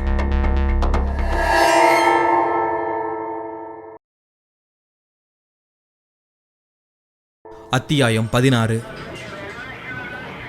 சரியாய் 25 நிமிடம். கமிஷனர் புருஷோத்தமனுக்கு முன்பாய் இன்ஸ்பெக்டர் சந்திரனும் எஸ்ஐ ஜேம்ஸும் 2 நேர்கோடுகளைப் போல விரைப்பாய் நின்றிருந்தார்கள். சார், அந்த ரூபன் நான் தான் அந்த கொலைகளை பண்ணினதா ஒரு பிரீஃப் ஸ்டேட்மெண்ட் கொடுத்த காரணத்தினால தான் அவன் மேலே எஃப்ஐஆர் போட்டு லாக்கப்புக்குள்ளே போட்டோம் சார். சரியா? ஆனால் கதிரேசனையும் அமரையும் கொலை பண்ணினது நான் தானே ஆதாரங்களை காட்டி இந்த பொண்ணு சொல்லுதே என்று கமிஷனர் கேட்க, அதான் சார் எங்களுக்கும் புரியல. இதில் இருக்கிற குழப்பம் தெளிவடையணும்னா நீங்கள் உடனடியாக ஒரு வேலை பண்ணணும். சொல்லுங்கள் சார். நப்பின்னையை ரூபன் கிட்ட கூட்டிகிட்டு போங்க. 2 பேரையும் பேச விடுங்க. உண்மை வெளியே வந்துடும். நப்பின்னை குறுக்கிட்டு சொன்னாள். சார், அந்த ரூபனோட பேசுகிறதுக்கு நான் தயாராக இருக்கேன். அப்புறம் என்னையா கூட்டிகிட்டு போங்க. இன்னும் 1 ஹவரில் உண்மையான குற்றவாளி யாருன்னு எனக்கு தெரியணும். Yes sir. கமிஷனருக்கு சல்யூட்டை கொடுத்த சந்திரனும் ஜேம்ஸும் நப்பின்னையோடு வெளியே வந்தார்கள். ஜிப்பில் ஏறும் முன் ஜேம்ஸ் கேட்டார், உனக்கு ரூபனை முன்னாடியே தெரியுமாமா? தெரியாது சார். அந்த 2 பொம்பளை பொறுக்கையும் தீர்த்து கட்டினது நீ. ஆனால் ரூபன் நான் தான் அந்த 2 பேரையும் தீர்த்து கட்டினேன் அப்படின்னு வாக்குமூலம் கொடுத்துருக்கான். இதுக்கு என்ன காரணம்? எனக்கு தெரியாது சார். கதிரேசன், அமர் 2 பேரோட கொலையிலையும் போலீஸ் மேலே சந்தேகப்பட வாய்ப்பு இல்லாதால நான் தைரியமாக தான் இருந்தேன். ஆனால் ரூபன் தான் கொலையாளன்னு பேப்பரில் நியூஸ் பார்த்ததும் என்னால் மனசாட்சியோட உறுத்தலை தாங்கிக்க முடியல. அதனால தான் குற்றத்தை ஒத்துக்க முன் வந்தேன். சரி, ஜீப்பில் ஏறு. இனி அவன் என்ன சொல்கிறான்னு பார்ப்போம். ஜீப் புறப்பட்டது.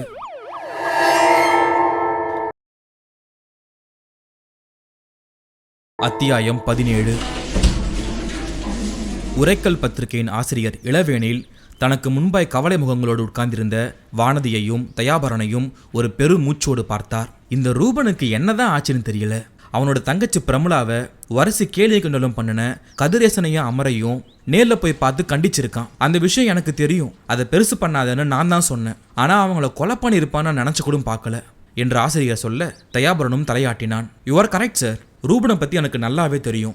தைரியமாக பேசுவானே தவிர மனதளவில் அவன் ஒரு கோடை. திண்டல் கிராமத்தில் இருக்கிற மரணம் பார்க்காத வீட்டை பற்றி தகவல் சேகரிக்க வந்தப்ப நீங்கள் ஃபோன் பண்ணி ஏதோ வார்னிங் கொடுத்துருக்கீங்க. அவன் உடனே பயந்துட்டான். அதுக்கேற்ற மாதிரி ஒரு தாடிக்காரன் வேற ஜன்னல் வழியாக எட்டி பார்க்கவும் இன்னமும் பயந்துட்டான். இப்படி கோழ மனசு கொண்ட ஒருத்தவன் 2 கொலைகளை பண்ணியிருப்பான்னு நினச்சி கூட பார்க்க முடியல என்று தயா சொல்ல, எனக்கும் அதே எண்ணம் தான். 2 மாசத்துக்கு முன்னாடி கூட நம்ம பத்திரிக்கையில் தூக்கு தண்டனை கூடாதுன்னு ஒரு கருத்தை வலியுறுத்தி ரூபன் ஒரு கட்டுரை போட்டிருக்கான்.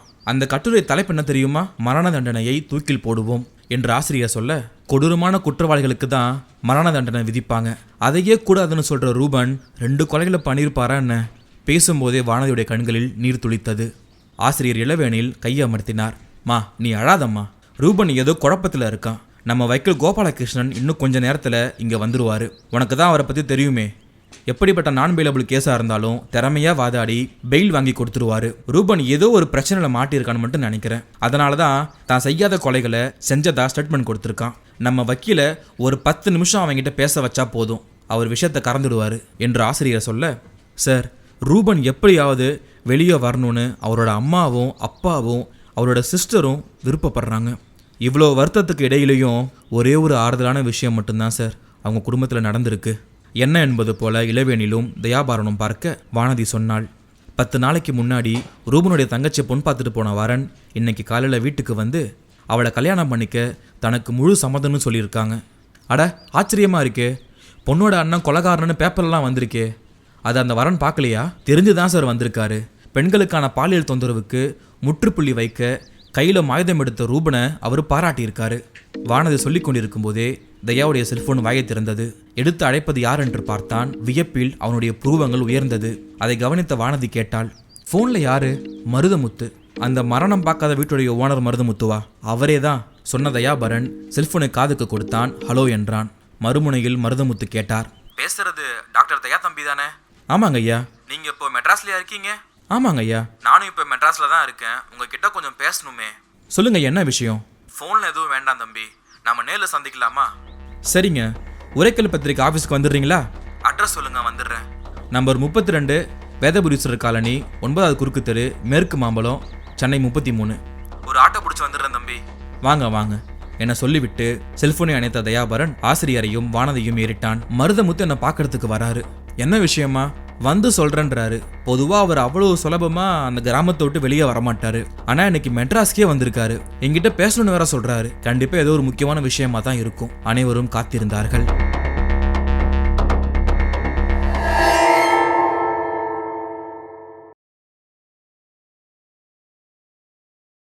அத்தியாயம் 18. ஜீப் போய்கொண்டிருக்க எஸ்ஐ ஜேம்ஸ் நப்பிண்ணையை கேட்டார். நீ இதுக்கு முந்தி பெண் போலீஸ் பிரிவில் கான்ஸ்டபிளாக இருந்தியாமா? ஆமாம் சார். எந்த போலீஸ் ஸ்டேஷனு? தர்மபுரியில் ஹொசாப்பள்ளின்ற ஒரு கிராமம். இன்ஸ்பெக்டர் சந்திரன் குறுக்கிட்டு கேட்டார். ஏன் போலீஸ் வேலையை விட்டுட்ட? என்னோட மேலதிகாரிகள் சரியில்லை சார். ஏன், என்ன ப்ராப்ளம்? செக்ஸ் டார்ச்சர் தான். புருஷன் இல்லாதவதான்னு ஆளுக்கு பக்கத்தில் வர ஆரம்பிச்சிட்டாங்க. எத்தனையோ பேருக்கு புகார் அனுப்பி பார்த்தேன். எல்லாமே கிணத்துல போட்ட கல் தான். மேற்கொண்டு பேசாமல் வேலையை ராஜினாமா பண்ணலான்னு முடிவு பண்ணிட்டேன். வீட்டில் 2 தையல் மிஷின் வாங்கி போட்டேன். அதில் வர்ற வருமானமே இப்போ போதுமானதாக இருக்குது. ஓ, அதுக்கப்புறம் தான் கவசம் அமைப்பு ஆரம்பிச்சியா? ஆமாம் சார். அந்த அமைப்பில் மொத்தம் எத்தனை பேர் இருக்காங்க? ஒரு 30 பேர் இருக்காங்க சார். சரி, ரூபன் நான் தான் அந்த 2 கொலைகளை பண்ணினதா ஸ்டேட்மெண்ட் கொடுத்துருக்கான். அதுக்கு காரணம் என்னவா இருக்கும்னு நினைக்கிறேன்? சாரி சார், எனக்கு தெரியல. அது ரூபன் கிட்ட பேசி பார்த்தா தான் உண்மை என்னன்னு தெரியும். நப்பினை சொன்ன வினாடி போலீஸ் ஜீப் அந்த பில்டிங்குள் நுழைந்து ஓட்டுக்கோவில் நின்றது. இன்ஜின் இயக்கத்தை அணைத்து கொண்டது. நப்பினை சுற்றுமுற்றும் பார்த்துவிட்டு கேட்டாள், என்ன சார் இது? போலீஸ் ஸ்டேஷன் மாதிரி தெரியலையே. இது போலீஸ் ஸ்டேஷன் யார் சொன்னது? இது நமக்கு வேண்டிய ஒருத்தருடைய பங்களா தான். இங்கே ஒரு 10 நிமிஷம் இருந்து காஃபி சாப்பிட்டுட்டு அப்புறம் போலீஸ் ஸ்டேஷனுக்கு போகலாமா? சார், நீங்கள் பேசுகிற விதம் சரியில்லையே. நான் கமிஷனர்கிட்ட கம்ப்ளைண்ட் பண்ணிவிடுவேன். கமிஷனர்கிட்ட தானே? வா கம்ப்ளைண்ட் பண்ணலாம். அவரையும் அப்படியே பார்த்துடலாம். ஜேம்ஸ் நப்பினையின் தோள்பட்டையை பிடித்து இழுத்தபடி உள்ளே போனார். நப்பினை சுற்றுமுற்றும் பார்த்தாள். அது ஒரு பெரிய பங்களாவாக இருந்தது. அமைதியாக இருந்தது. இது யாருடைய பங்களாவா இருக்கும்? இனிமே இவங்களை எதிர்க்க முடியாது. சரி, என்ன நடக்குதுன்னு பார்ப்போம். நப்பினை முடிவுக்கு வந்த வினாடி ஜேம்ஸும் சந்திரனும் அவளை முரட்டுத்தனமாக தள்ளியபடி மாடி படிகளில் ஏறிக்கொண்டிருந்தார்கள். மாடி வராந்தா அடுத்த சில வினாடிகளில் வந்தது. வராந்தாவில் வேகமாக நடந்து கொண்டே ஒரு அறைக்குள் நுழைந்தார்கள். அந்த அறைக்குள் நப்பினை பார்த்த காட்சி அவளை வியப்பில் ஆழ்த்தியது. ஏசியில் குளிராக இருந்த அந்த பெரிய அறையில் பாவடிவ சோஃபாவில் எதிரெதிரே 2 பேர் உட்கார்ந்திருந்தார்கள். ஒருவர் கமிஷனர் புருஷோத்தமன். இப்பொழுது அவர் யூனிஃபார்மில் இல்லை. ஒரு வெள்ளை நிற பேண்டிலும் நீல நிற ஷர்ட்டிலும் இருந்தார். இன்னொருவர் நப்பினை உற்று பார்த்தால் மூளைக்கு உரைத்தது.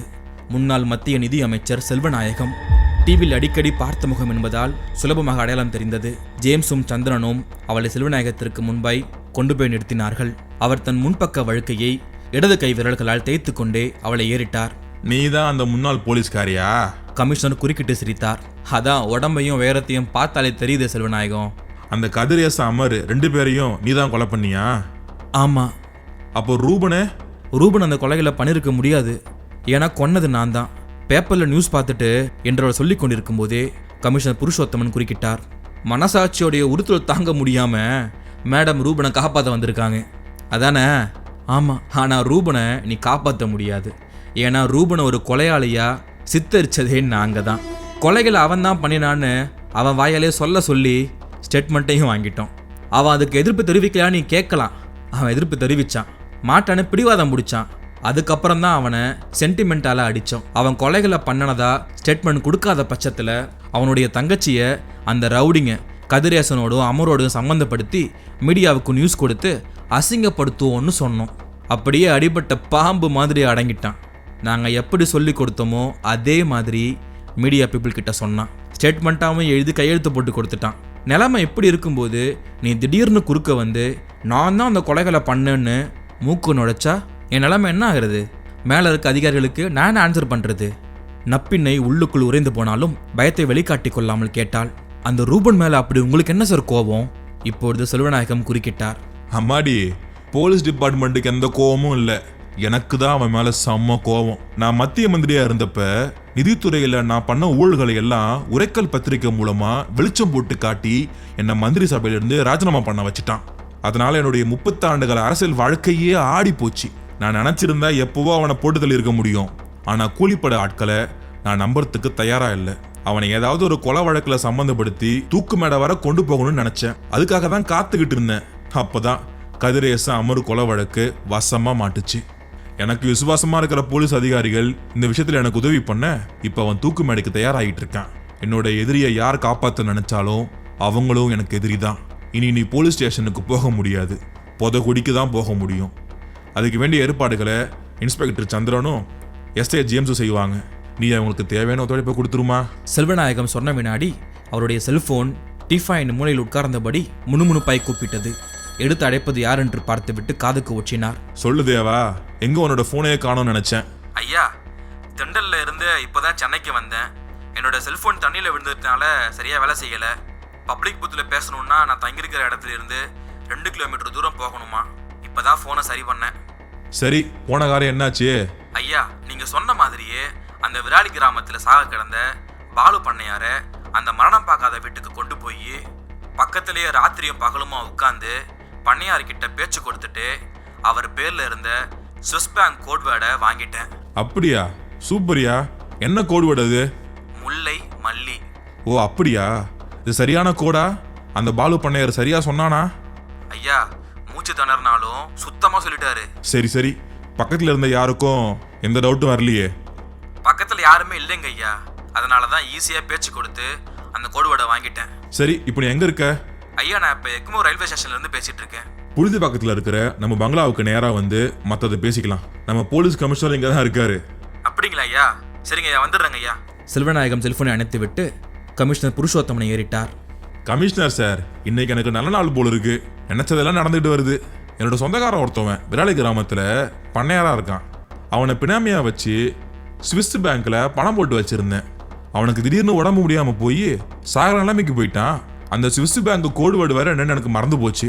அதை அவங்கிட்ட இருந்து கேட்டு தெரிஞ்சுக்கிறதுக்காக தான் என்னோட ஆள் தேவாவை அங்க அனுப்பியிருந்தேன். அவன் நல்லா புத்திசாலித்தனமா பண்ணையார மரணம் பார்க்காத வீட்டுக்கு கொண்டு போய் 4 நாள் படுக்க வச்சு உயிர் போறதுக்குள்ள அந்த விஷயத்தை கறந்துட்டான். கோட்வேர்டையும் வாங்கிட்டான் என்று அந்த முன்னாள் அமைச்சர் சொல்ல, என்னது மரணம் பார்க்காத வீடா? இவ்வாறு எஸ்ஐ ஜேம்ஸ் கேட்க செல்வநாயகம் சிரித்தார். அது அப்புறம் சொல்றேன். முதல்ல அந்த நப்பின்னையை கொண்டு போய் அந்த ரூம்ல அடைச்சு வச்சுட்டு வாங்க. பீர் சாப்பிட்டுக்கிட்டு அந்த மரணம் பார்க்காத வீட்டை பத்தி பேசுவோம்.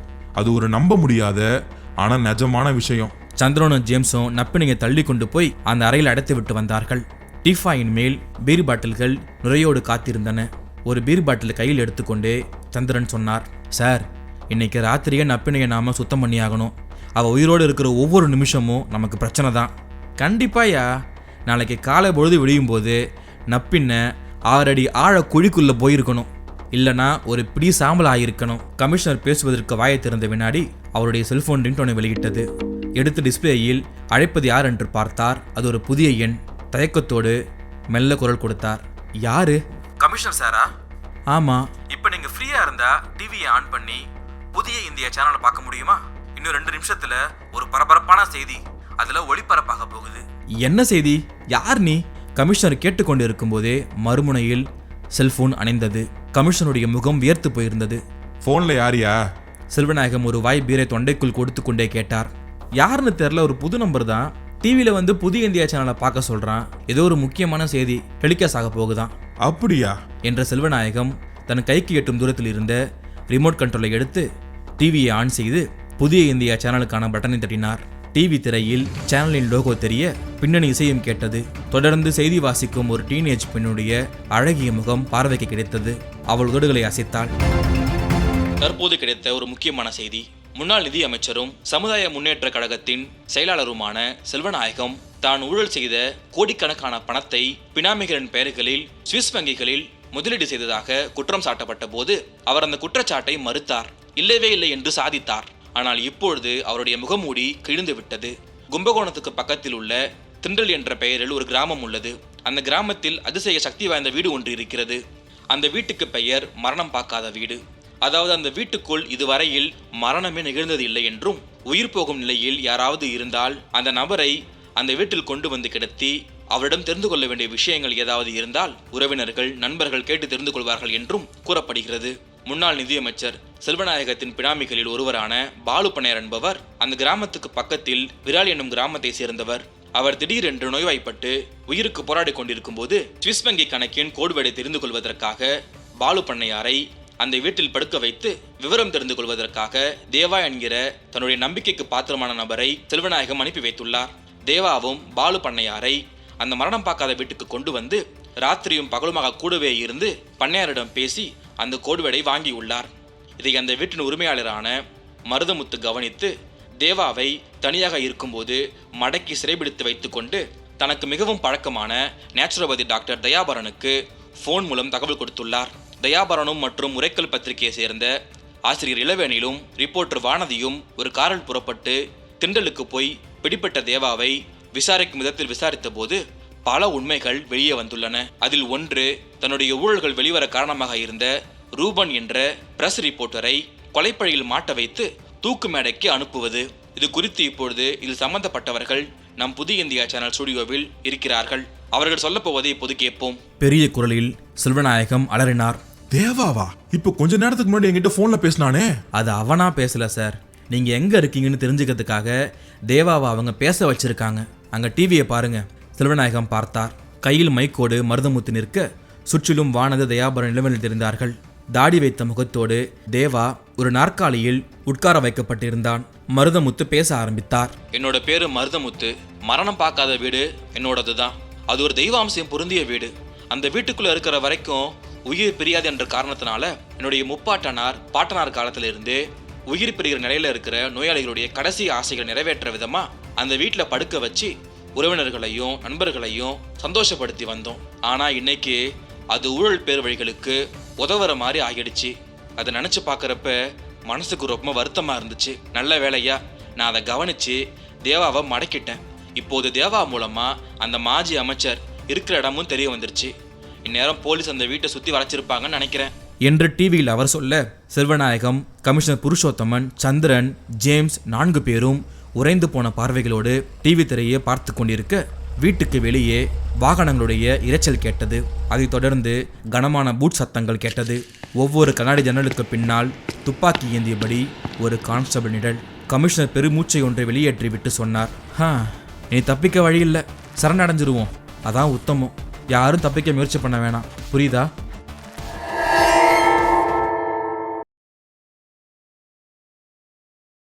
அத்தியாயம் 19, இறுதி அத்தியாயம். மறுநாள் காலை டிவியில் புதிய இந்தியா சேனலுக்கு டிஜிபி பரமாத்மா ஒரு பிரத்யேக பேட்டி கொடுத்து கொண்டிருந்தார். போலீஸ் துறையில் இருக்கிற எல்லா அதிகாரிகளும் நேர்மையோடும் உண்மையோடும் இருப்பார்கள் என்று சொல்ல முடியாது. கமிஷனர் புருஷோத்தமன், இன்ஸ்பெக்டர் சந்திரன், சப் இன்ஸ்பெக்டர் ஜேம்ஸ் இந்த 3 பேரும் முன்னாள் நிதியமைச்சர் செல்வநாயகத்தோடு சேர்ந்து கொண்டு சட்டத்துக்கு புறம்பா செயல்பட்டிருக்காங்க. ரூபன்ற பத்திரிகை ரிப்போர்ட்டர் அவர் செய்யாத கொலைகளுக்காக மிரட்டப்பட்டு கட்டாயமா வாக்குமூலம் வாங்கப்பட்டிருக்காங்க. உண்மையான குற்றவாளியான நப்பிண்ணைய கடத்திட்டு போய் கொலை செய்யவும் முயற்சி பண்ணியிருக்காங்க. நல்ல வேளையா திண்டல் கிராமத்து மருதமுத்து மூலமா உண்மைகள் வெளியே வந்ததும் புதிய இந்திய தொலைக்காட்சி மூலமா செய்தி ஒளிபரப்பப்பட்டு இன்னைக்கு அத்தனை பேரும் பிடிபட்டு இருக்காங்க. இந்த வழக்கில் முன்னாள் நிதியமைச்சர் சம்மந்தப்பட்டிருக்கிறதுனால இந்த வழக்கு சிபிஐக்கு போகிறதுக்கு நிறைய வாய்ப்பு இருக்கு. பேசி கொண்டிருந்த டிஜிபி முகம் மறைய நியூஸ் ரீடர் முகம் தெரிந்தது. டிஜிபி பேசினதை கேட்டீங்க. இப்போது நம்ம பேச போகிறது ரூபனோட. அவர் என்ன சொல்கிறாரு அதை நம்ம பார்க்கலாம். வணக்கம் ரூபன். வணக்கம். ரூபனின் முகம் சிரித்து கொண்டே டிவி திரையில் தோன்றியது. இப்போ நீங்கள் எப்படி ஃபீல் பண்ணுறீங்க ரூபன்? மறுபடியும் பிறந்த மாதிரி இருக்கு. போலீஸால் திணிக்கப்பட்ட கொலைப்பழியை ஏற்றுக்கிட்டு லாக்கப்புக்குள்ளே இருக்கும்போது அந்த பிரச்சனையிலிருந்து விடுபடுவோம்னு நீங்கள் நினச்சிங்களா? இல்லை, கண்டிப்பாக இல்லை. இனி எஞ்சிய காலத்தை ஜெயிலுக்குள்ளே தான் கழிக்க வேண்டியிருக்குன்னு நினச்சேன். உங்களை காப்பாற்ற வந்த அந்த நப்பின்னு இருக்காங்களே, அவங்கள பற்றி என்ன நினைக்கிறீங்க? இந்த நூற்றாண்டின் ஜான்சி ராணி அவங்க. பெண்களுக்கு எதிரான பாலியல் பிரச்சனையை முடிவுக்கு கொண்டு வர்றதுக்கு என்ன வழி இருக்குன்னு நினைக்கிறீங்க? ஒரே ஒரு வழி தான் இருக்குது. பாலியல் ரீதியாக ஒரு பொண்ணுக்கு ஆண் தொல்லை கொடுத்தா அவன் உடனடியாக கைது செய்யப்பட வேண்டும். எல்லா வழக்குகளையும் தள்ளி வச்சுட்டு 1 மாதத்துக்குள்ளே விரைவாக அந்த வழக்கை முடிக்கணும். அது மட்டும் இல்லாமல் ஆயுள் முழுக்க அவன் ஜெயிலே இருக்கிற மாதிரியான தண்டனையை கொடுக்கணும் என்று ரூபன் சொல்ல, அப்படின்னா தூக்கு தண்டனை வேணாமா என்று ரிப்போர்ட்டர் கேட்க, வேண்டாம். ஏன்னா அது ஒரு சில நிமிஷம் அவஸ்தை தான். ஒரு குற்றவாளி தான் செஞ்ச குற்றத்தை நினச்சி 10 வருஷ காலமாவது கண்ணீர் சிந்தி வருந்த வேண்டும். தன்னோட உறவுகளை பிரிஞ்சு அவன் வாடணும் என்று ரூபன் சொல்ல, நீங்கள் சொல்கிறதும் ஏற்றுக்கிற மாதிரி தான் இருக்குது. முன்னாள் நிதியமைச்சர் செல்வநாயகம், அவரை பற்றி சொல்லுங்க. மன்னிக்கணும், அவருடைய பேரை உச்சரிக்க கூட எனக்கு விருப்பம் இல்லை. சரிங்க, உங்களுடைய தங்கையோட திருமணம் நிச்சயமாகிடுச்சுன்னு கேள்விப்பட்டோம். அடுத்து உங்கள் திருமணம் தானே, எப்போ பண்ணிக்க போறீங்க என்று செய்தியாளர் கேட்க, அதை எனக்கு பக்கத்தில் உட்கார்ந்து இருக்கிற பொண்ணுகிட்ட தான் கேட்கணும். ரூபன் சிரித்து கொண்டே சொல்ல டிவி சேனலுடைய கேமரா வானதி பக்கமாக திரும்பியது. கதை முற்றும். என்ன மக்களே, கதை எப்படி இருந்துச்சு? ராஜேஷ்குமார் சாரோடைய ட்விஸ்டுகள் எப்பவுமே நம்ம மூளையை சுழல விடும். அந்த ஸ்விஸ் பேங்க் கோட்வேர்டு முல்லை மல்லியை வச்சு மாஜி அமைச்சர் எப்படி குண்டோட கைலாசம் அனுப்புனாங்கன்ற விஷயம் இருக்குல்ல, அது செம மாசு. இந்த கதையில வர ரூபன் மாதிரி நேர்மையானவங்களும் இருக்காங்க, நப்பின்ன மாதிரி தைரியமான பெண்களும் இருக்காங்க. நீங்க இந்த கதையை பத்தி என்ன நினைக்கிறீங்க? அந்த மரணம் பார்க்காத வீடு உண்மையிலேயே தெய்வ சக்தி உள்ள வீடா இல்லையா? இந்த மாதிரி வீடு உங்க கிராமத்துலயும் இருக்கா? உங்களுடைய கருத்துக்களை மறக்காம கீழே கமெண்ட்ல சொல்லுங்க. இந்த ஆடியோ புக் உங்களுக்கு பிடிச்சிருந்தா லைக் பண்ணுங்க, கிரைம் கதை கேட்கிற ஃப்ரெண்ட்ஸுக்கு ஷேர் பண்ணுங்க, மறக்காம கீழே இருக்கிற ஹைப் பட்டனை தட்டி விடுங்க. அப்புறம் இன்னொரு முக்கியமான விஷயம், நம்ம சேனல் இப்ப ஸ்பாட்டிஃபைலயும் இருக்கு. ஸோ நீங்க நம்ம கதையை அங்கேயும் கேட்கலாம். நிறைய கதைகளை விரும்பி கேட்க நம்ம டீப் தமிழ் ஆடியோ புக் சேனலை சப்ஸ்கிரைப் பண்ணுங்க. சீக்கிரமா அடுத்த ஒரு அதிரடியான கதையோட உங்களை நான் சந்திக்கிறேன். டீப் தமிழ் ஆடியோ புக்ஸ், நான் உங்கள் தீபன்.